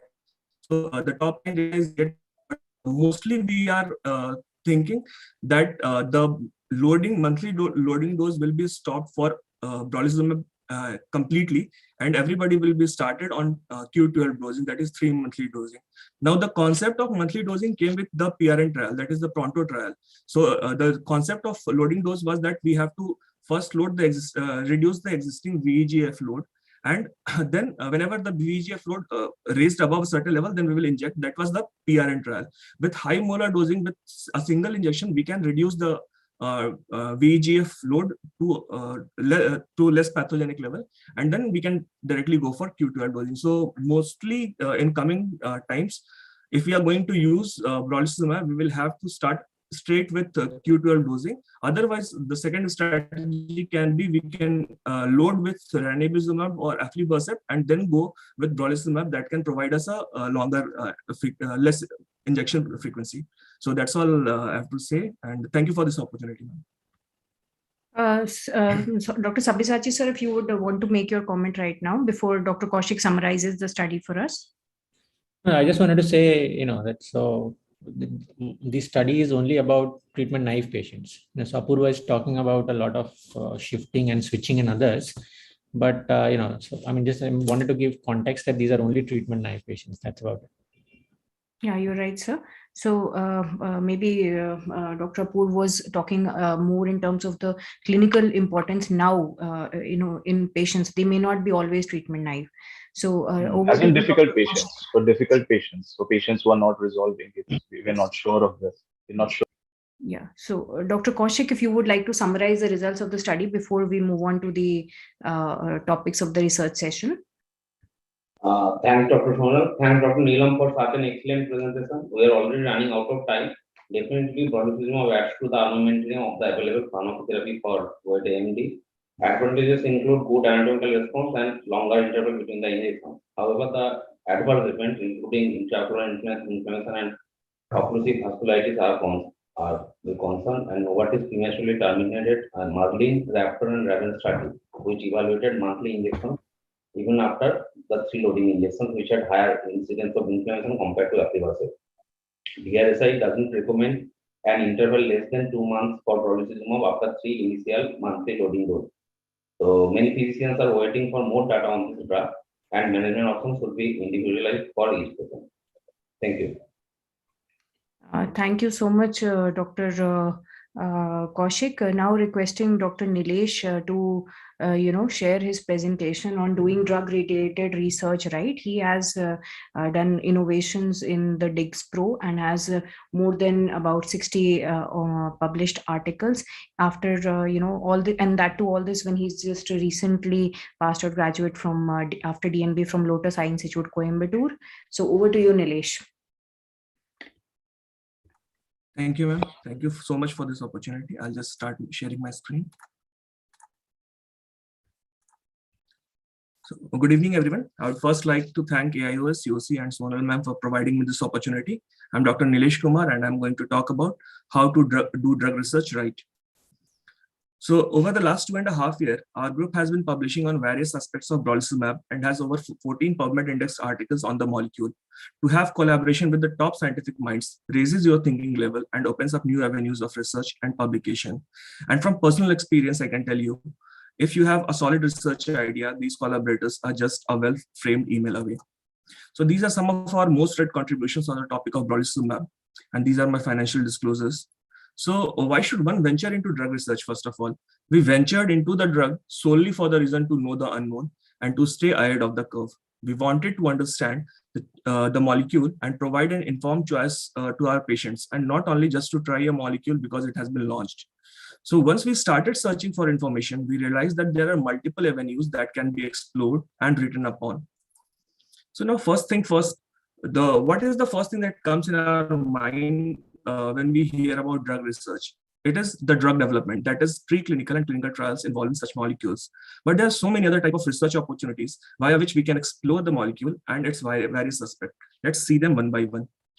So preclinical trials are mainly conducted by pharmacologists who are involved in drug designing and development. Once the drug passes the preclinical phase, ophthalmologists are involved in the clinical trials. It though is extremely sad that none of the major drug trials have been conducted in India in the development phase, though many instruments and surgical platforms have been tested. So it becomes extremely rare for an Indian ophthalmologist to be involved in a major drug trial. Suprachoroidal steroid drug has been an exception, which was evaluated in India, but the drug has failed to reach Indian market. So we as young ophthalmologists need to look beyond these trials and yet do an ethical drug research. Even if you are not involved in sponsored RCTs, you can still carry out a trial of your own with proper inclusion and exclusion criteria. These trials, though, are with a larger sample size and a longer follow-up requiring a lot of your time. So you should have a unique aim or a research question. Treat and extend is a shining example of such a unique idea, aiming to address the burden of a frequent injection to provide a solution which was properly evaluated in a trial and published well. One of our most read original article is FLIP3 study, which analyzes the difference in behavior of and visual outcome of type 3 MNV when compared to type 1 and type 2 macular neovascularization when treated with anti-VEGF agent. So we need to find out such unique ideas and then publish so that it is read well and accepted well. It is said that early adopters are often the leaders. The real-world experience of a molecule can be vastly different from the randomized controlled trial, just like Dr. Apurva was pointing out right now, that the patient do not adhere to the inclusion and exclusion criteria. The highly potent molecule tend to attract patients who are previously labeled as failure to therapy with existing option. So reporting such real-world data is not only good for the authors, but also for the ophthalmic community that is greatly benefited by this experience. These real-world experiences are a small case series with very short follow-up and often reporting on efficacy and safety. Even switch and substitution of the newer molecule with replacing the older molecule can be reported as real-world data. With the real-world experience, certain previously unreported adverse events emerge. These forms the basis of interesting case reports. RPE tears, that is retinal pigment epithelium tears, which are now evaluated in all the randomized controlled trials of anti-VEGF, were first reported as an adverse event case report. Similarly, the much talked about occlusive vasculitis with use of Pagenex, that is brolucizumab, have majorly been reported as case reports and case series. Even the histopathological correlation and management of such adverse events can be published. And hopefully in the coming trials, these occlusive vasculitis will also form as will be properly evaluated as adverse event, which was not done in Hawk and Harrier trial. It is surprising that apart from faricimab, It is surprising that apart from the faricimab, all other anti-VEGF agents have only been approved for NAMD first. The DME and other indications were approved much later, even after 1.5 years. So most of the real-world use are off-label extrapolated indication. So these indications can be published. The experience of these indications can be published as the case series or real-world experience. The introduction of anti-VEGF for ROP are prime example of such extrapolated use, such as BEAT ROP and CARE ROP studies, which had revolutionized the treatment protocol with solid scientific research, leading to sponsored trial now, which is Rainbow trial. Letter to editor is also a very powerful tool for the readers who are not involved in the trials to understand the trials better. Whatever confusion or whatever questions you are going to have for the trial, you can just shoot a question to the editor, and the editor will forward it to the authors. And if the points are really valid and it really needs clarity, the authors almost always acknowledge and reply to the query. You can also provide a different aspect or a point of view on the subject matter with your letter. Now coming to comments, these are often invited, though unsolicited comments are also published if it has a good amount of info that is previously not available. These are actually expert opinion, and thus is a mix of scientific data with author's perception on recent development. Similarly, editorials are more authoritative comments from the experts. These are almost always invited by the editor. Opinions and hypotheses on the specific aspect or a disease or a drug can be from author's experience, but should be logically explained from scientific point of view. Our hypothesis on brolucizumab-induced vasculitis was published as an editorial, which had a logical thinking that involved high molar load of drug, the pre-existing ADAs, and the treatment emerging ADAs, which can induce type 3 reaction. So coming to the last type of article, that is the review article. It is one of the most feared manuscript to be prepared. I have interacted with many potential authors who just backed out because they feel that they have to find each and every article from each and every database that exists on the earth before starting to prepare the manuscript. It is not like that. Just like an original article, a review article has a defined methodology, and you have to stick to that methodology. If you are telling that you are searching only PubMed and publishing a review, you should have searched the PubMed. You don't have to go to Google Scholar, Cochrane, and everything and search for that. So even if, like my first review article was published in British Journal of Ophthalmology, it was not even a meta-analysis of a PubMed index journal, PubMed index articles. It was a review of all the regulatory requirements that were required to develop a biosimilar given by various drug authorities all over the world, and it provided a comparative discussion. Review article, though, should not be initiated alone and should only be done in guidance of an expert or a group of experts who can guide you, and they can help you to frame the aim. That is, what new thing you are going to provide with this review article that is not available in the literature. So this talk was just a primer on what all manuscripts can be done under the umbrella of drug research.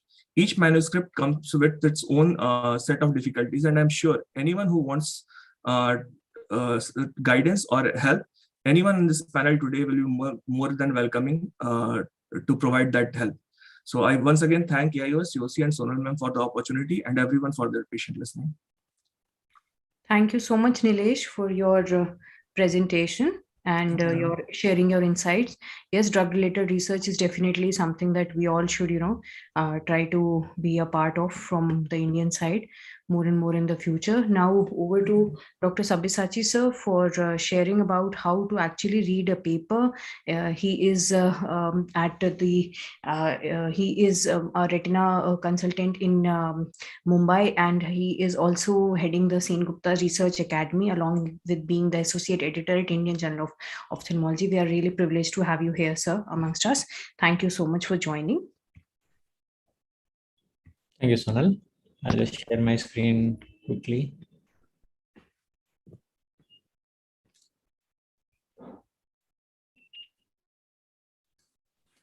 Right. So once you've seen how to write different kinds of papers that Nilesh has nicely shown us, we'll talk a little bit about how to read a scientific paper. Now, also let's understand that a lot of us are not inclined enough to write papers ourselves, but almost all of us need to read scientific papers to update ourselves, and for a lot of other reasons that we'll discuss. So I think this is imperative that we all understand how to read a scientific paper, and I'll touch on certain basic points, that can hold you in good stead. So, I'm Dr. Sabyasachi Sengupta, and Sonal has already introduced to me. But because I've been an author, then I've been a reviewer, and now I'm on the editorial board of the AIOS. So I think I have seen, all different sides of the picture here, and I think I'll be able to provide a certain unique perspectives on this. So what I'm going to now present is also there in one of my blogs, which is on my website. So you can just Google on how to read a scientific paper by Sengupta, and I think that it should pop up the first. So what we'll basically look at today is the need to interpret scientific papers. There are certain very important reasons why you must all understand how to read scientific papers, and then we'll actually see how to read the paper. Then a little bit about how to critique the paper. Then I'll introduce you to some checklists, and then we'll conclude.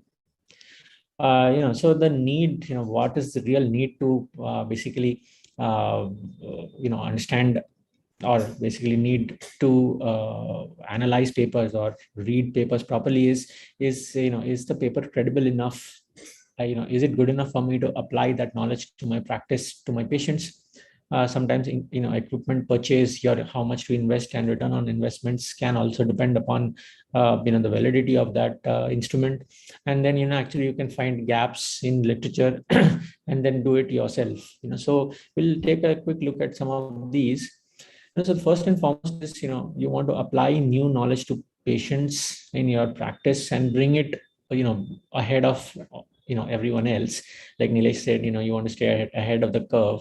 So, but then it's important to bring these newer treatments earlier with enough confidence, isn't it? So if you bring something, new, but then it phases out, then, you don't want to look like, that you didn't do your research enough. So it's important that, if only the paper is good, then you should be able to, translate that into patients.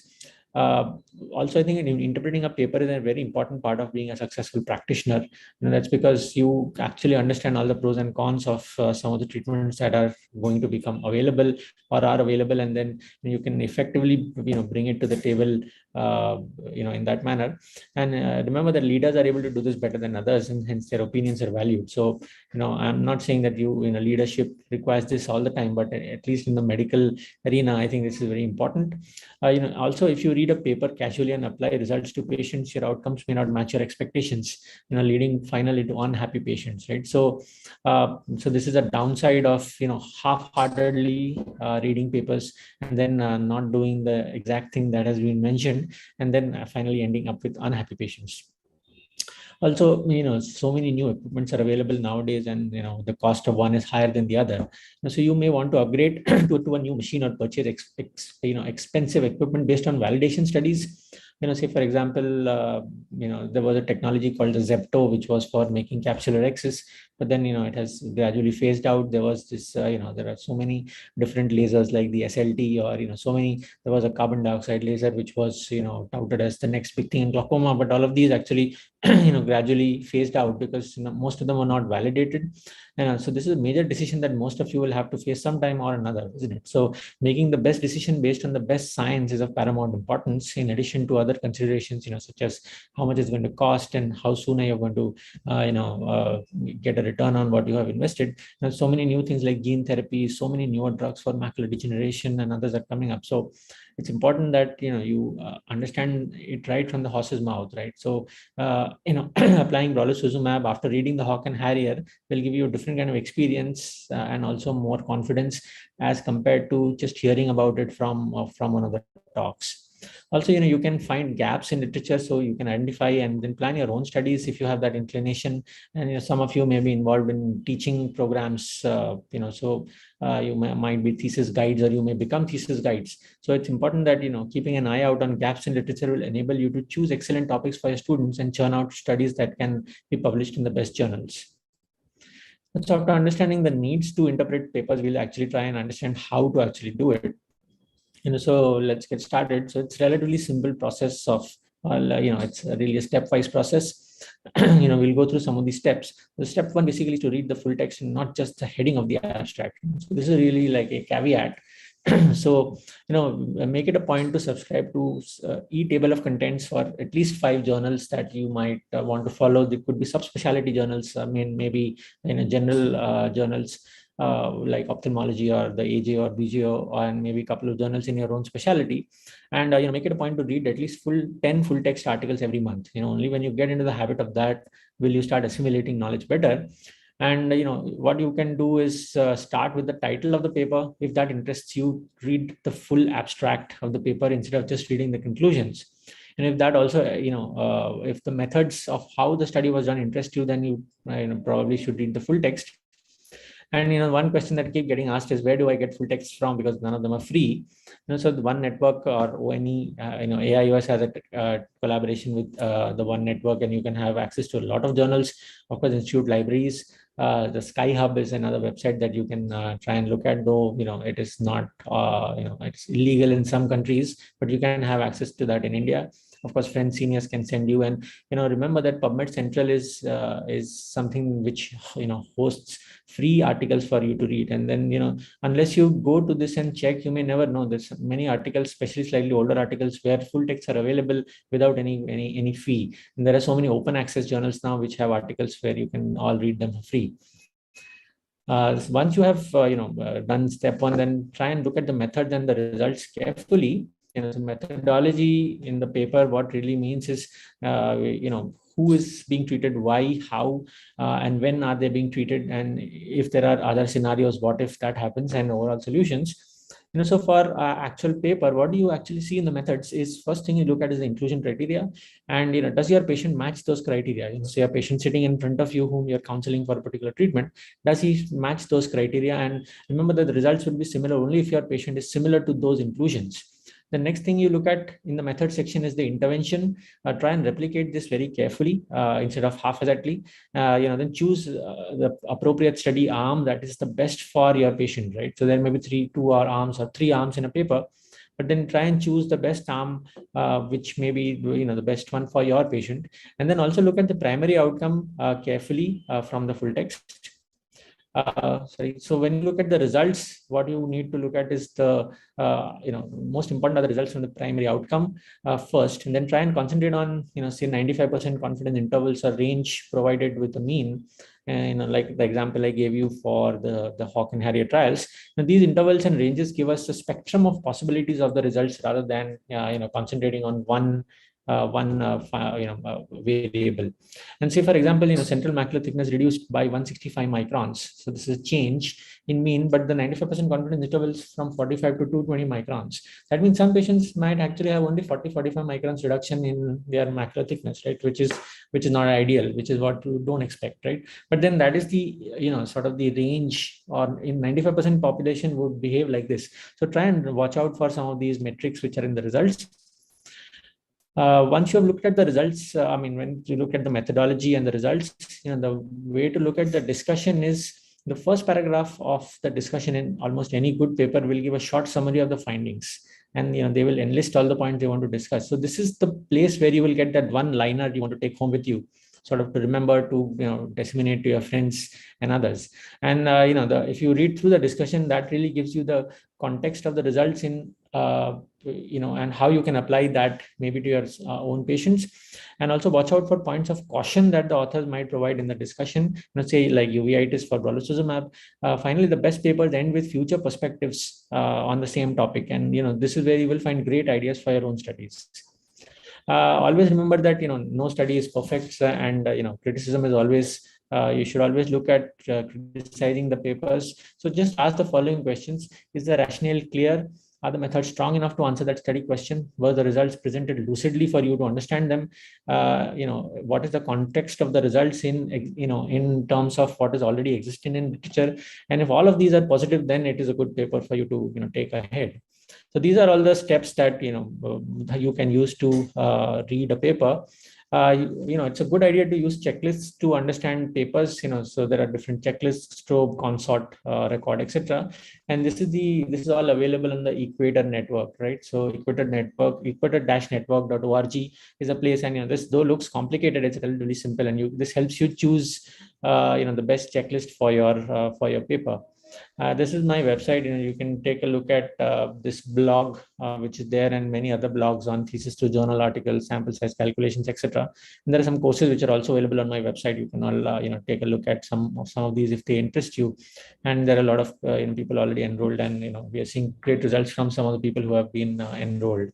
So what we looked at is the need to interpret papers, how to actually read the paper in terms of the methodology, the results, and the discussion, and the critique of the paper, using some internationally accepted checklists to understand whether the paper is good enough. And finally, the way to applying these large trials or these papers to practice is only if you can interpret papers properly, rather than believing on talks or relying on talks from conferences. So thank you so much. I'm happy to answer questions now or later. Thank you very much, sir, for this presentation on how to actually read a paper. And each time I listen to you, I really realize that the last paper that I read, did I miss this and did I miss that? Did I look at the confidence intervals or not? So I hope that the audience listening to us would be really benefiting from your presentation today. Now it's my pleasure to share with you the elite panel that we have today. Dr. Digvijay Singh, who's a pediatric ophthalmologist and an RPC alumnus, Dr. Bharat Gurnani, who's a consultant of anterior segment cataract, cornea and refractive services at Arvind Eye Hospital, Pondicherry, and Dr. Nupur Goyal, who's consultant anterior segment and oculoplasty at Eye Care Eye Hospital, Noida. Next speaker today is Dr. Kirandeep Kaur, who will be sharing with us how to begin your research and publication journey as an ophthalmology trainee. And she has won awards in YOSI before and is a really upcoming name in this particular segment of pediatric ophthalmology and strabismus. Over to you, Kirandeep. Thank you, ma'am. I'll just share my slide.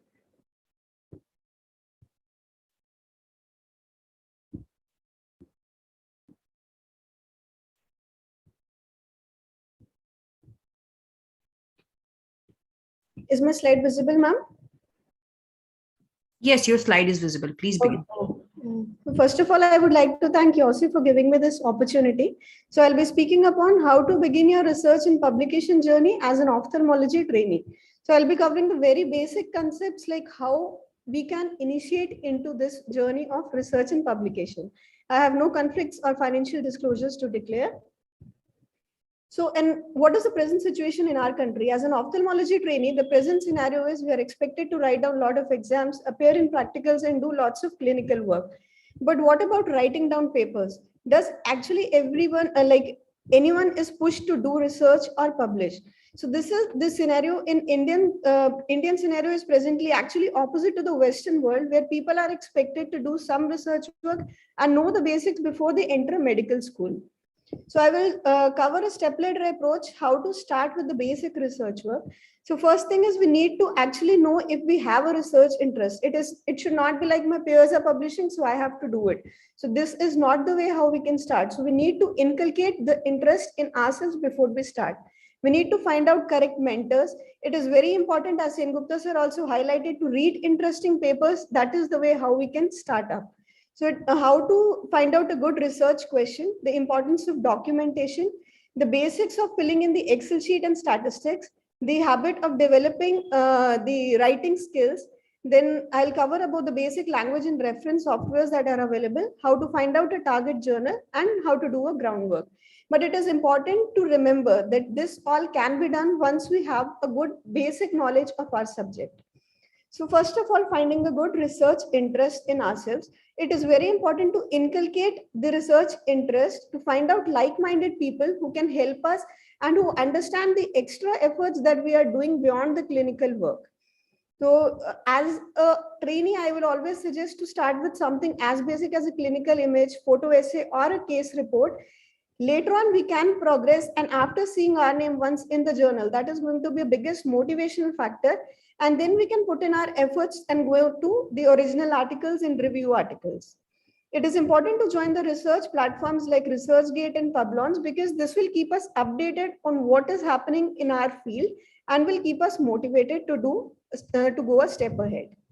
So this is a paper that was that highlighted the role of ophthalmologists beyond clinicians as researchers and scientists. And this is a new window that we all need to explore. Next is finding a correct mentor. So mentors, they play a critical role in guiding and shaping our career. They are the best reviewers. So before submitting to any journal, it is important whatever we have written to get it criticized at a local level, because mentors will have a lot of experience and their critical comments can help us in improving our manuscript to a level that increases the chances of acceptance to a higher level. Then writing rebuttals and revisions, this can be done only under proper mentorship. And it is important to pass the baton to the next upcoming generation. So we need to look help from our mentors, and at the same time, we need to help the next coming generations also. Then next is the reading, the need of reading interesting papers. So going through the ResearchGate, we went through one article which was on scientific analysis, and then we discussed like, why don't we do it for our Indian Journal of Ophthalmology?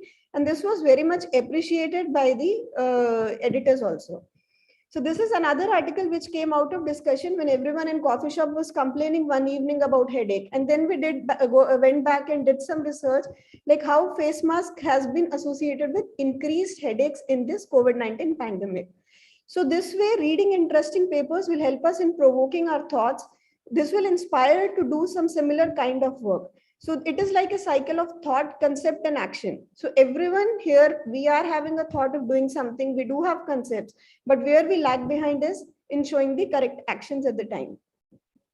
The next is finding out a good research question. So a good research question will lay down a strong foundation for our paper. It should have a strong intuition. This will help us in developing lateral thinking. And once we do the literature review, we will know what is known and what is not known related to a particular field. Reading a lot of review articles, special issues, and debated topics will help us in formulating a good research question. So documentation is very important. We are examining cases day in and day out. But at the end of the day, if we don't have a perfect documentation, we cannot go a step ahead by publishing it. So it is important to note down all the important clinical findings, record good quality clinical images, get the basic investigations done there itself, get a consent from the patient for publishing his or her image, and then we can decide whichever formats this fits in and we can go ahead for publication. Excel and statistics, at least we need to know the basic rules of filling in an Excel sheet, like how the coding has to be done. So when we have filled in an Excel sheet nicely, this will help in creating a good relationship between us and the statistician also. So the statistician will be able to comprehend things better and will be able to go a step ahead in giving more better results. So there are some online basic courses also available, but UG level statistics are actually good enough for filling in the basic Excel sheets. We all need to develop a good habit of writing.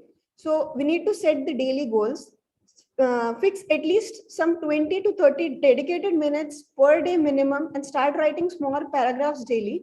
We should not be copying down from anywhere, but we need to read, think, put in our ideas, and then bring it down on paper. So we need to set a target and then follow it daily. That is the most important idea, which I feel will help any person who wants to start publication at any point of time. Then there are some language and reference softwares for our help, like Grammarly. It is available in free as well as paid versions. So this will help us in checking the language, spellings, alignment, and spacing issues. So the basic Grammarly is actually good enough. And if we go in for paid versions, that will help us in understanding where we have used some passive voices and will even give us options for rephrasing the sentences. So the reference management softwares, these are particularly helpful, like Mendeley, Zotero, and EndNote when we are going in for higher publications, like when we are going for bigger publications in the form of original articles or review articles, and especially when we are going in for some collaborative works. Next is finding out the target journal. So there is a long list of ophthalmology journal. We need to realize the importance of understanding the quality of manuscript and the content we have in our hand. Then next step will be to deciding on whether we want to go for an international, national, or a state journal based upon what actually we are trying to publish. Finding a specialty journal, correct subspecialty journal for your manuscript is important. Then we need to see the interest of the particular journal. It should be, a research question should fit into the criteria of the interest of that journal. Then what article type do we want to publish? What is the impact factor and acceptance rate of that journal? And what is their reversal time? It should not be like you have submitted a paper and for 1 year you did not hear back from the journal. So that will definitely demotivate you from going ahead. So doing a good groundwork is actually important. Then only we can think of winning the race. So we should start writing down the paper as quickly as possible. Once you see a good, interesting clinical case, come down, start working on that same day. That is how we can go a step ahead than other people. So we should find out a target journal, go through the author instructions, prepare images in the format needed. Like we can't be wasting on time again and again. What DPI it is needed in a JPEG format or a TIFF format, prepare tables accordingly. Then write down in the cover page, cover letter, interestingly telling what is special in your manuscript, and prepare figure legends accordingly. Copyright issues should always be taken care of. Last but most important thing is taking care of the publication ethics. So we should try to avoid plagiarism in any sense. We should know the basic publication ethics and follow it throughout our journey of publication. The conflicts of interest should always be clearly defined. The authorship criteria needs to be defined before we start doing the publication process itself to avoid any conflicts later on. And in case we are copying any content, like any image, prior permissions should be taken to avoid any problems later on after publication.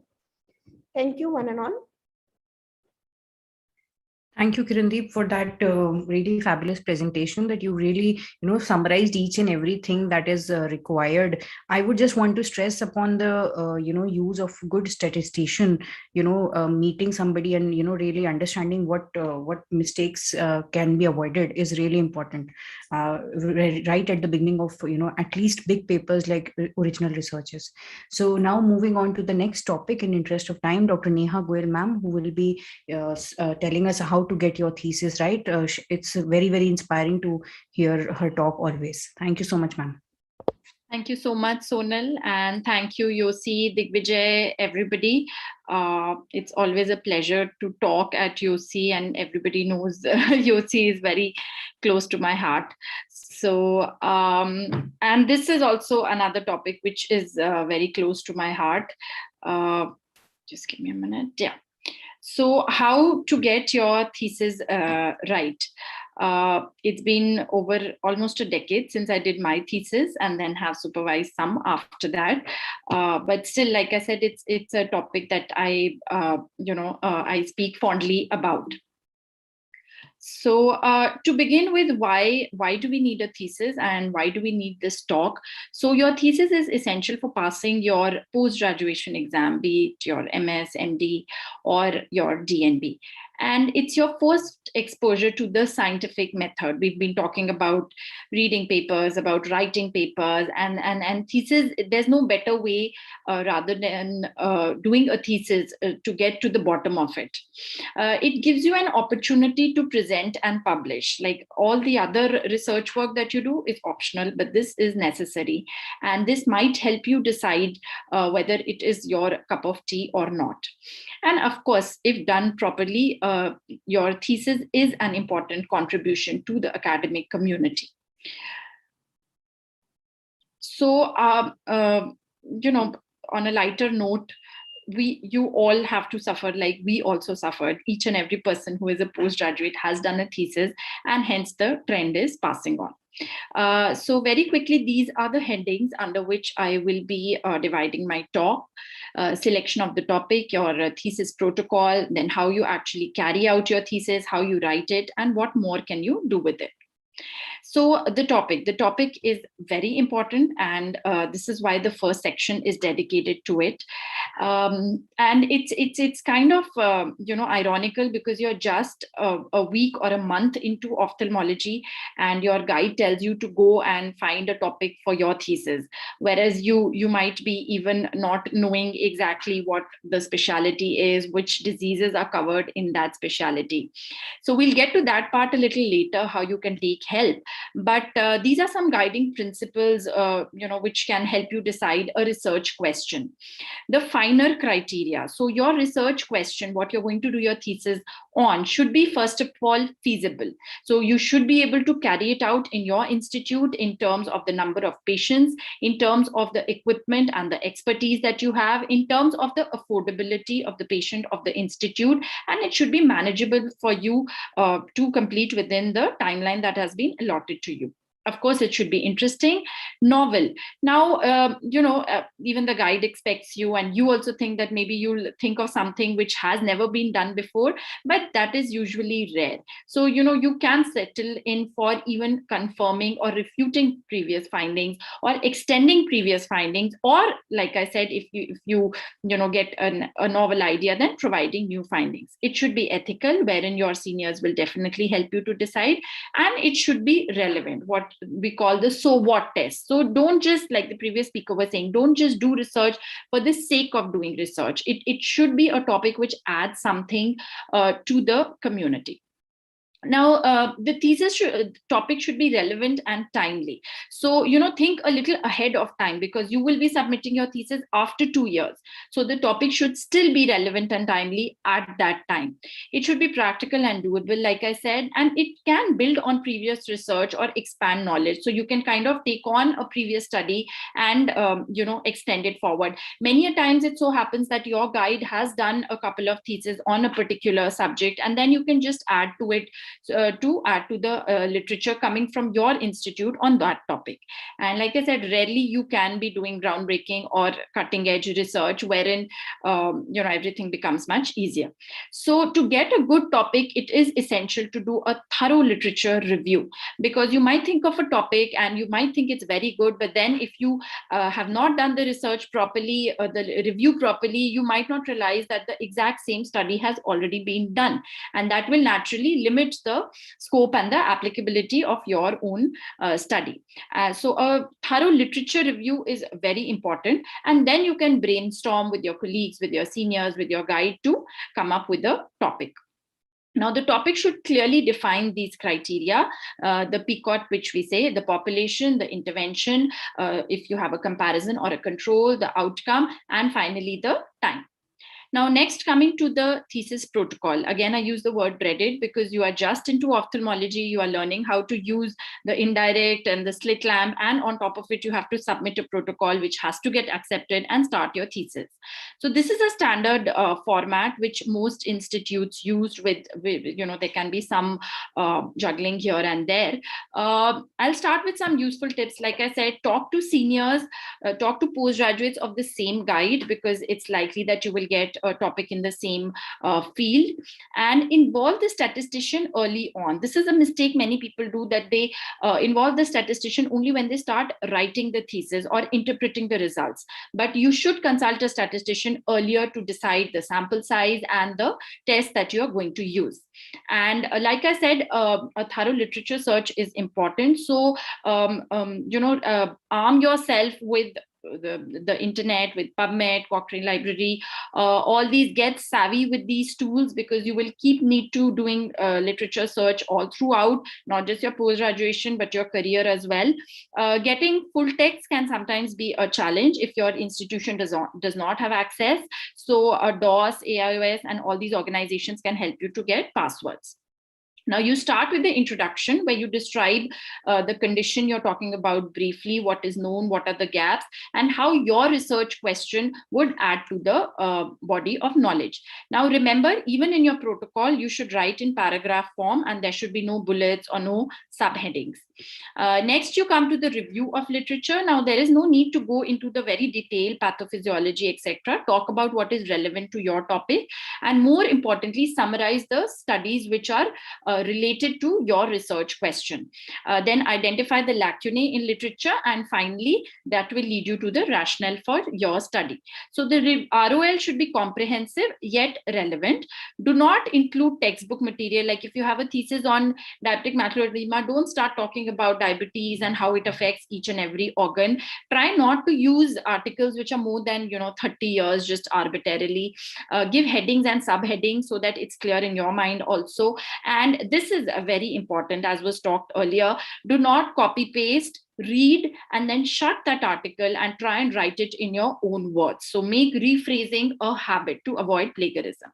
And you should start referencing side by side and not wait and then put 30 references together.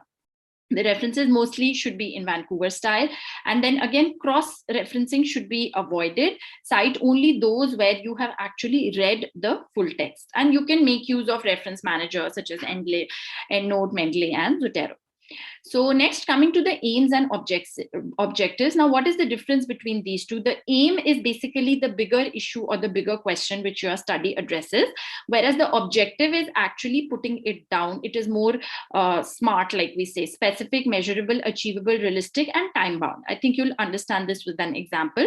So for example, our aim in a study was assessment of the macular function in acute CSC, but our objectives were divided into primary and secondary. And here we further characterized it into multifocal ERG and then correlation with visual acuity, contrast sensitivity, and thickness. So your objective is much more measurable and tangible.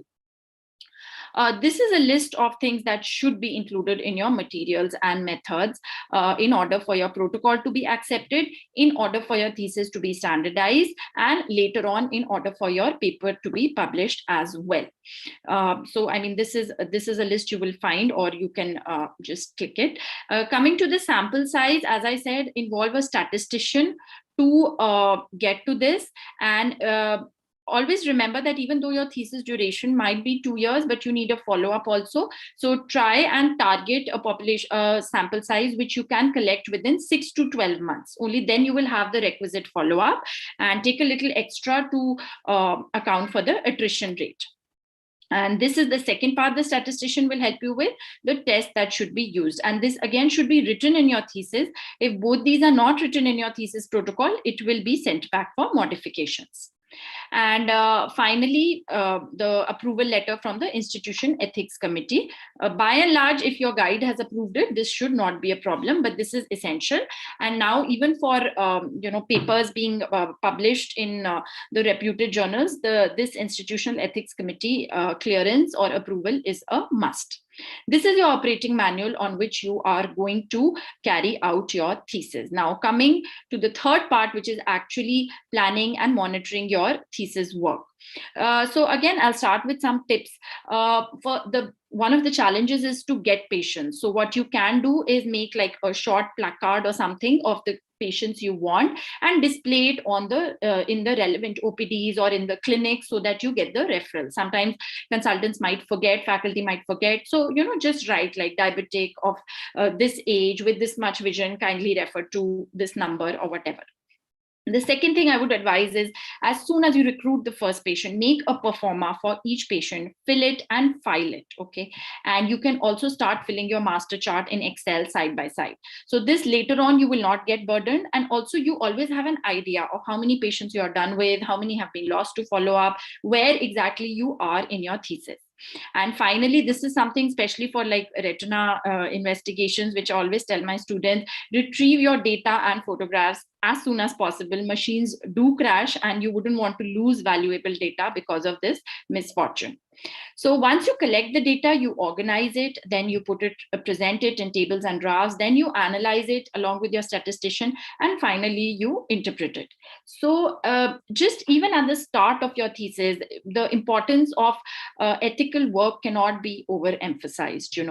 Common issues are not taking informed consent, not maintaining confidentiality of data, and very commonly, we are lured into fabricating or falsifying results as an overburdened PG. But it is something you should consciously stop yourself from doing, because it may become a habit and you do not want to start your research journey this way.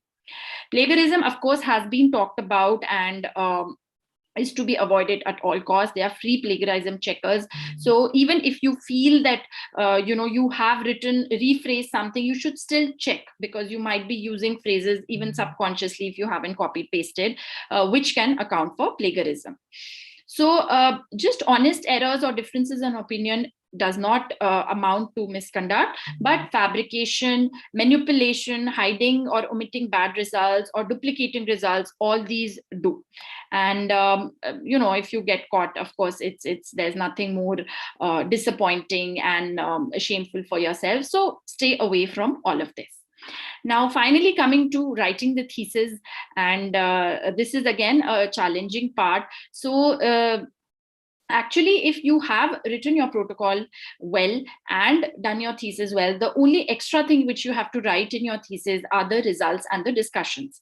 The results are quite simple, because you just have to state what you have found in the categories which you have mentioned in the outcome measures. So basically, you just have to put in the numbers, the quantities, or the qualitative data, whatever you have collected, and you have to tabulate it or portray it in the form of graphs. So it is the discussion which actually interprets your results. So here you summarize your results, then you compare it with previous studies and state differences, then you postulate or give explanations, and finally you must always include some drawbacks of your study, like the design, the number of patients, and how it could have influenced the outcome. And then you get down to the implications and applications, which are actually your conclusion. So this is what comes out of your study and not of the previous studies that have been done. So this is actually the spine of your thesis, I would say, the discussion, and you should take ample time to write this in close discussion with your senior faculty or your guide. Finally, your thesis requires to have a summary and recommendations, which should ideally be standalone, as in if anybody reads it, they should know what you have done, why you have done it, what you have found, and how it is relevant. So again, just to lighten the mood, a lot of time is spent in thinking about your thesis, in worrying about your thesis, in editing and formatting, rather than actually writing your thesis. But if you have, on a serious note, planned your schedule in such a way, you will do it in time, and you will do justice to each of the sections as and when required. So like I said, while writing the protocol, you must pay attention to the statistics, to the materials and methods. And once you're writing the thesis, the discussion is probably the most important part. So a well-written thesis has attention to grammar, punctuation, otherwise it puts a bad impression on the person who's reading it, attention to detail, and then in the appendix, you should have all the questionnaires, etc. So the last part, what more can you do with your thesis than just submitting it and as a prelude to your degree? So your thesis is literally your baby, and this is your fallback for any presentation that you want to do on a state level, national level, international level. And don't wait for your final thesis to be over before you present. You can always present interim analysis with permission and discussion of your guide. You can enter into competitive sessions like the AIOS Young Researcher Award, which I was lucky to get way back in 2011, and it opened up a whole new avenue for me. I sponsored a trip to the academy, which was almost like a new world for me, and this was all thanks to my thesis and my guide. Of course, you can publish your entire thesis as an original article, but even if you can't do that for whatever reason, you can always take out case reports from the patients in your study, or case series, or you can even write letters to the editor on topics which have been related to your study. So thesis, if done the right way, is not a burden, is definitely not boring, and can be the beginning of a career involving research. It can take you to new heights. So this is something you should spend some time on. Thank you for your hearing. Thank you so much, ma'am. I just realized that all the speakers, barring Kirandeep, have been retina consultants, and Neha ma'am is from Tetraview Hospital, New Delhi. And now over to Dr. Kaushik, who is the face of the Journal Club as well, and he is from Kolkata, and he is a RPC alumnus. He will be speaking about how to reply to reviewers and letting us, know on the real art of replying to reviewers today. Thanks, Dr. Sonal.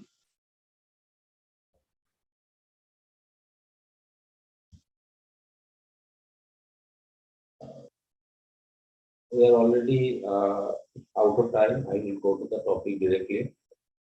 I'll decide my divide my presentation into 4 parts: who are reviewers and why should a paper is reviewed, and how should we revise the manuscript, and how should we prepare the reply to the reviewer's comment.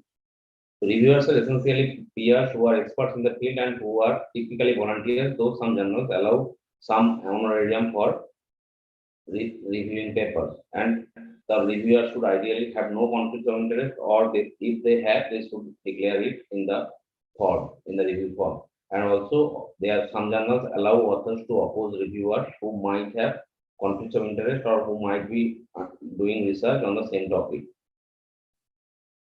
The peer review is very crucial for scientific integrity of peer-reviewed journals. This is the pillar for scientific quality of any journal, and it is the purpose of this is to bring the best out of your paper. And the reviewer reviews the grammar, language, the formatting, if the paper is according to author instructions, if there are any ethical issues with the paper, if there is plagiarism, if there is any issue with the statistics, and also if the references are adequate or if there are extra references. And primary work of the reviewer is to check for scientific quality, reliability, and reproducibility of the work. And obviously, paper should add to the existing knowledge. Most journals, and in most journals, most papers need at least 2 reviewers, though invited commentaries and editorials may be reviewed by editorial board itself and may not be sent to review. The quality of peer review process and editorial board is crucial for reputation of a journal and its impact factor. And because it is mostly a voluntary work, getting a good reviewer and expert in the field is actually difficult for the editorial board, and good peer review may take time. Usually, peer reviewers are anonymous, though some journals allow can show the names of the reviewers, and most of the journals, including IGO, allows blinded review in which reviewer and the author do not know their name. And when you are revising a manuscript, you should take time and take comments of reviewers seriously, and also look at the editor's comments. Basically, you should reply to all reviewers' comments, and then the editor will decide on what decision your article should go. That is modification or rejection or minor modification and acceptance. If there are multiple authors, divide your work and obviously try to give it your best. And if there is the revision will take more time, if you feel, then you ask, please request the editor that I need more time. You can mail the editor. And the articles should be checked when you are resubmitting. Then revised article check it thoroughly for any other error which might have missed reviewer's attention also. Zotero is a good referencing tool which is free, and if your article gets rejected, you can submit in another journal, and the references are styled in a click automatically. Most journals need you to prepare a clean copy and a copy which is highlighted, and definitely provide point-wise response to each query. And it is not necessary that you agree to all the comments of the reviewers. If you do not agree to a comment of the reviewer, you can justify your thought and give references for the same. This is how a decision looks like.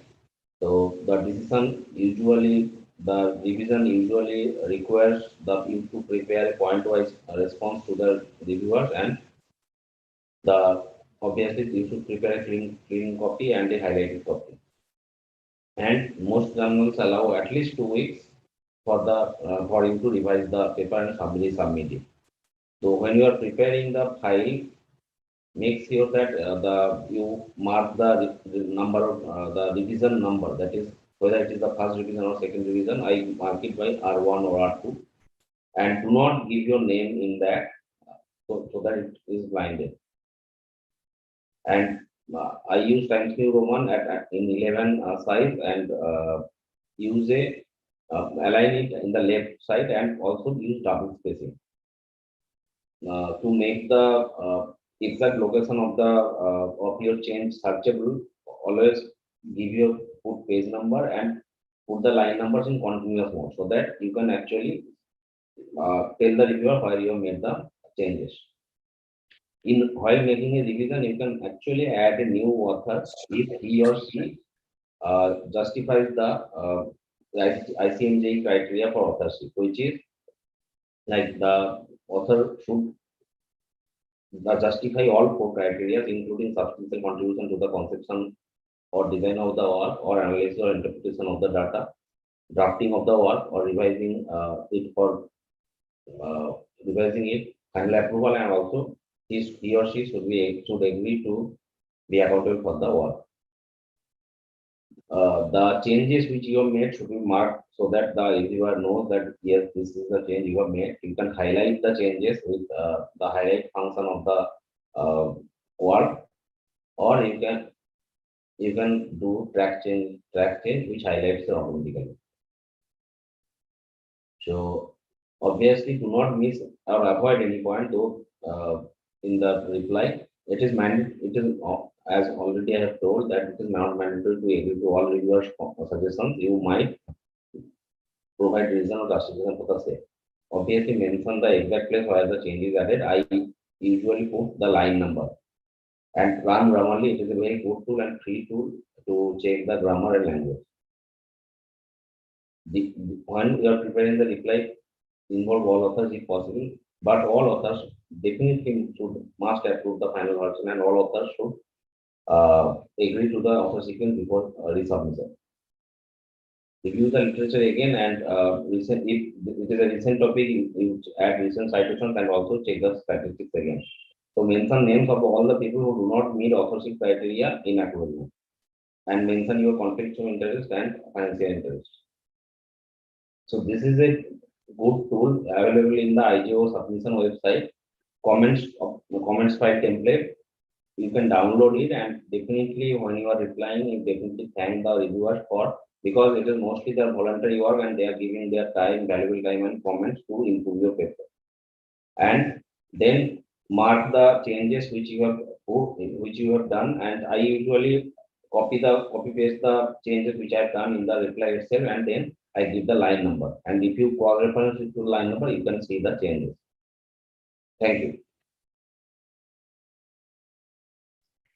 Thank you so much, Dr. Kaushik.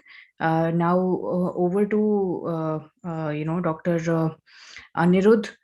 He is a well-known name in not just retina, but he has done his education from PGI Chandigarh, and he was assistant professor there before joining Cleveland Clinic at Abu Dhabi. He's also currently doing research at from the Maastricht University in ocular imaging.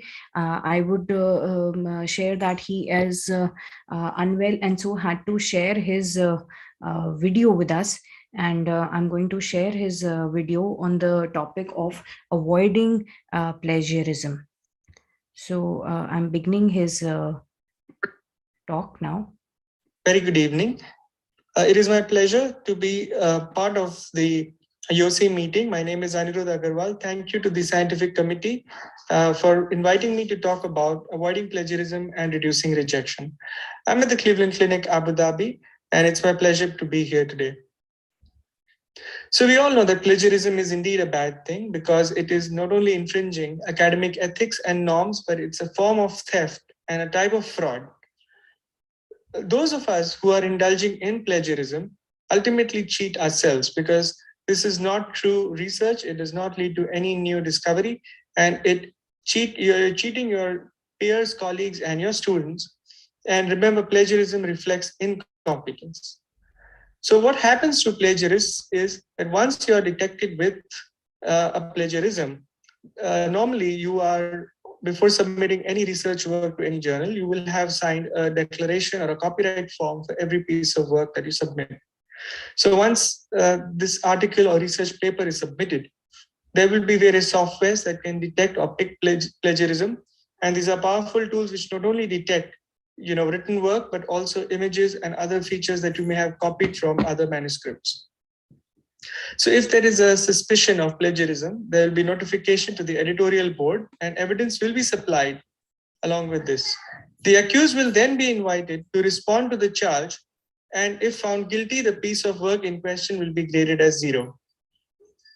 This will have consequences to your overall degree and education. Although there will be rights to appeal, there will be an investigation at the level of the university. There could be possible disciplinary action by the university against you. So it's very easy, just say no to plagiarism and perform original research work. But remember, it's not so easy to always avoid 100% plagiarism, because plagiarism softwares could detect simple sentences in English, such as, for example, there could be certain words like this image was analyzed. This could be detected as plagiarism. And therefore, most universities they have guidelines of keeping the plagiarism less than 12%. And there is some concession on review articles, because review articles is not necessarily an original research, but a narrative review could take certain sentences or at least meanings of sentences from certain other articles. So you could have a higher range for review articles. It's very important that you circulate your manuscript among the co-authors and your peers, at least within the university, to obtain comments. This could be also circulation to your ethics committee and IRB.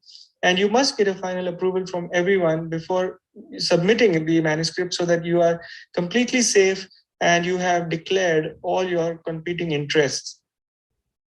Now, oftentimes what happens, and we forget this could be unintentional, that when you're quoting some article or some person directly, remember to keep the person's names and write your statement in a quotation mark. And those direct quotes, they could, if they're making the most significant impact on your paper, then you should definitely reference it and acknowledge the source of the particular sentence.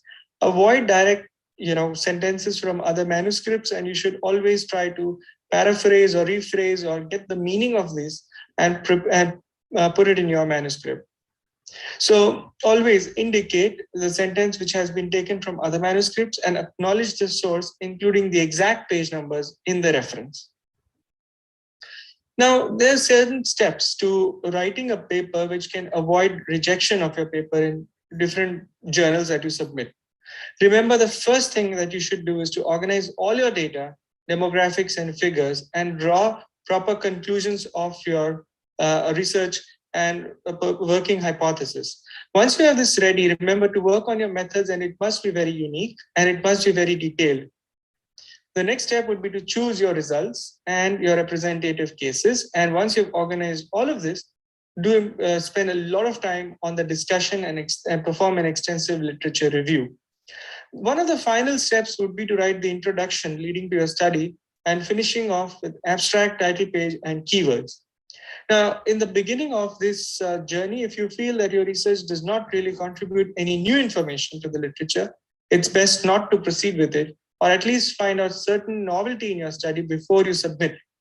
Unless your study has a new aspect to it or a novelty, it will not be accepted for publication.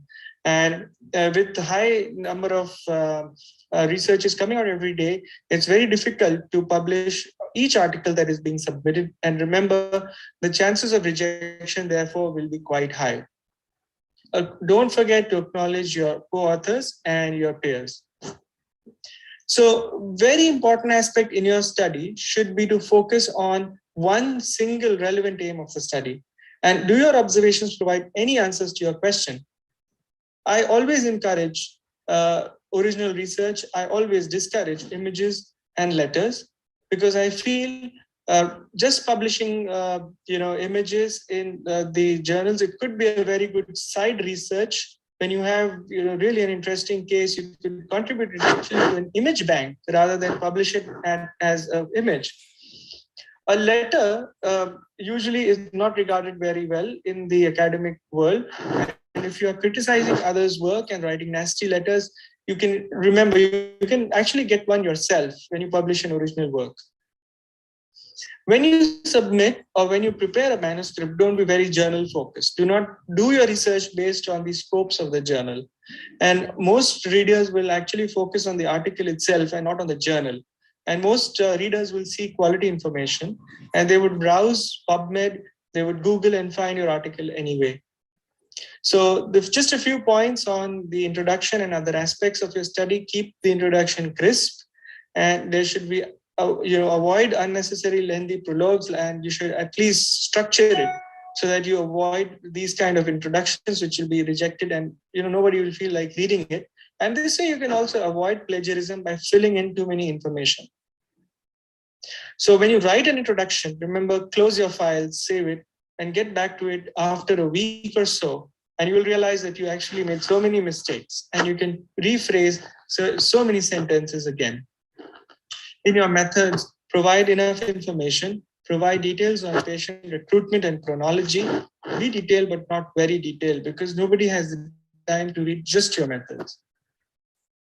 I always organize my results and declutter and use certain headings to make it more appealing, and it also breaks the monotony. Avoid self-citation in the discussion. One way to do this is to be very well read, and when you're quoting others' work, please acknowledge their work and add them in the references.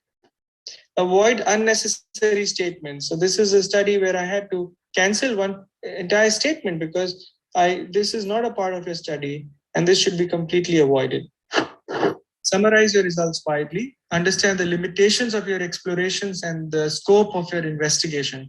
So accept that you did not evaluate a certain thing in your study and you were not able to evaluate certain things in your study. Do not use any formatting, just use simple text. Sometimes excessive formatting also is an important cause of rejection along with grammatical errors. And remember, reference managers such as Zotero, Reference Manager, or EndNote are very useful.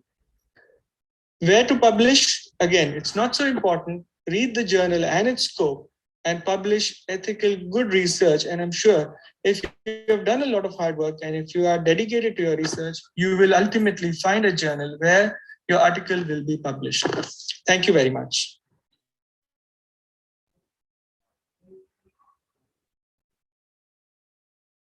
Thank you so much to today's panelists and Dr. Anirudh. He, despite being unwell, he has sent a video of his presentation, and he gave many practical tips which would be useful to a lot of young ophthalmologists, especially those who have just started their journey, perhaps as trainee surgeons. Neha ma'am's talk would have been useful, and Dr. Kaushik's tips and sort of suggestions to how to reply to reviewers would also be a talk, which would something be to go back to and listen to again once again after a few days when you start getting those reply stage of your thesis or your other researches.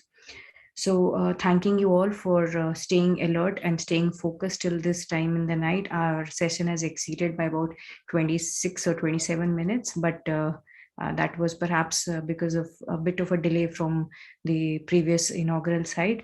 But we are once again extremely grateful to the team of AIOS, especially Namrata Sharma ma'am and Rajesh Sinha sir, who gave us the opportunity to collaborate and have the organization of AIOS-YOSI possible today. I'm really grateful to this team of YOSI that has done so much over the whole year and has made everything possible. Dr. Digvijay, Dr. Devakant, Dr. Apurva, without whom this program would not have been possible. So thank you to all of you, and thank you to Namrata ma'am and AIOS, and thank you to our team of panelists today who did not get much time for discussion because of the back-to-back talks happening. But Dr. Nupur is still with us, and Dr. Bharat is also with us. If you would like to say a few things towards the end of this program, Dr. Nupur and Dr. Bharat, if you are there. So hi everyone. So I think the session was excellent. All the talks by Dr. Kaushik, Dr. Neha ma'am, Dr. Anirudh, Dr. Sen Gupta, the journal club, it was superb. I mean, it was very, very, those who are looking for research, there are some burning questions. Dr. Kirandeep's talk, step-by-step ladder pattern, how to go in for a research, you want to start a research, I think superb, excellent. So anybody who's missed out on the live streaming, I think can go back to YouTube and should definitely watch this entire session, especially the postgraduates. Very, very, very helpful session. Thank you. Is Dr. Bharat here? Yes, ma'am. Thank you, Sonal ma'am, and thank you AIOS-YOSI for giving me this opportunity and including me, although not worthy of a panelist, but still I want to add a few things which really helped me actually. I feel like this thesis is one of the foundation stones. Like when we go in medical, when we go for a degree, thesis should be taken very seriously, and your mentor is one who can guide you how to what all, because when I went I was not aware what to do and how to do, but it really opened up how to write an introduction, how to do review of literature, what are the lacunae, and how to address the novelty in the study, how to address the result, how to contact a statistician. All this is the art. So, and if you go later on, if you see a research paper or original article, it's a culmination, or it's a shorter format of a thesis.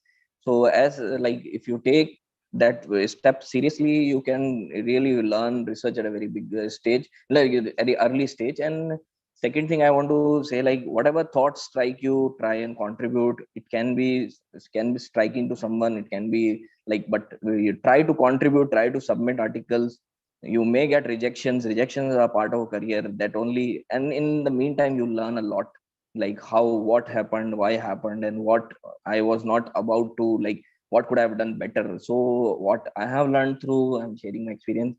Third thing I want to share, critiquing, criticizing a paper, as very nicely highlighted by Sen Gupta sir, was our mentor at Arvind also. A few things in the introduction itself, you can get an idea, is a paper novel or is just a extension of already done work with some data and they're presenting the results.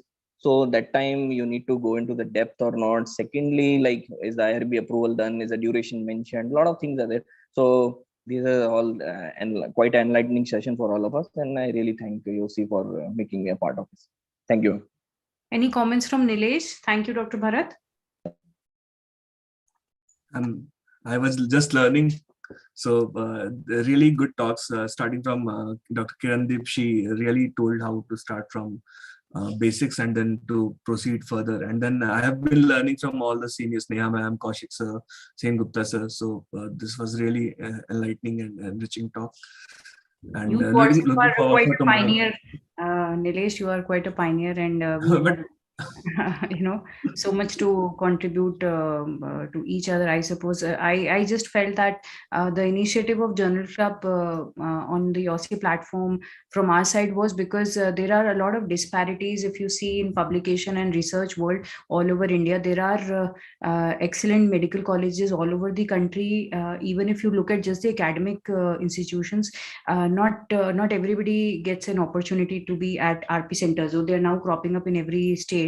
But they will be coming up to that level in some time perhaps. So there are a lot of other colleges, they have so many patients and multitude of teachers and everything, but the research that is coming out needs to really come to that level. And I think that requires a lot of in-depth analysis on each and everyone's part, and also reading. It will all begin with reading more and more papers and having more journal clubs and then going on to the next step. So all these steps that we discussed here here are, yes, beginning at the thesis level, but over, at the higher levels also some changes are required to, promote research. And I think AIOS is really, giving us a lot of incentives for that. And YOSI will try to help in as many ways as possible. And I hope that each and every medical college at smaller places also does have that, sort of a good, better research environment, if not as good as the premier institutes, but at least some improved, vision is there at each and every center, and more publication can come up for every place. And I think IGO is really helping the fledgling, I should say, researchers, and people like Dr. Sen Gupta are also guiding all of us. And these sessions should continue in a way, and AIOS is supporting us. Thank you once again, Namrata ma'am. And if ma'am is here and would like to say a few words before we call it a day, and we welcome you all tomorrow. Thank you, Sonal. I think it was an excellent session. I happened to watch at least 3 talks in this session, and very pertinent points were highlighted. So thank you so much for doing this, and thank you, everyone. I'm sure we are going to have another great day tomorrow. Thank you, Sonal, and thank you, everybody from the YOSI team. Thank you to AIOS once again. Good night, ma'am. Good night, everyone. Good night, ma'am. Good night.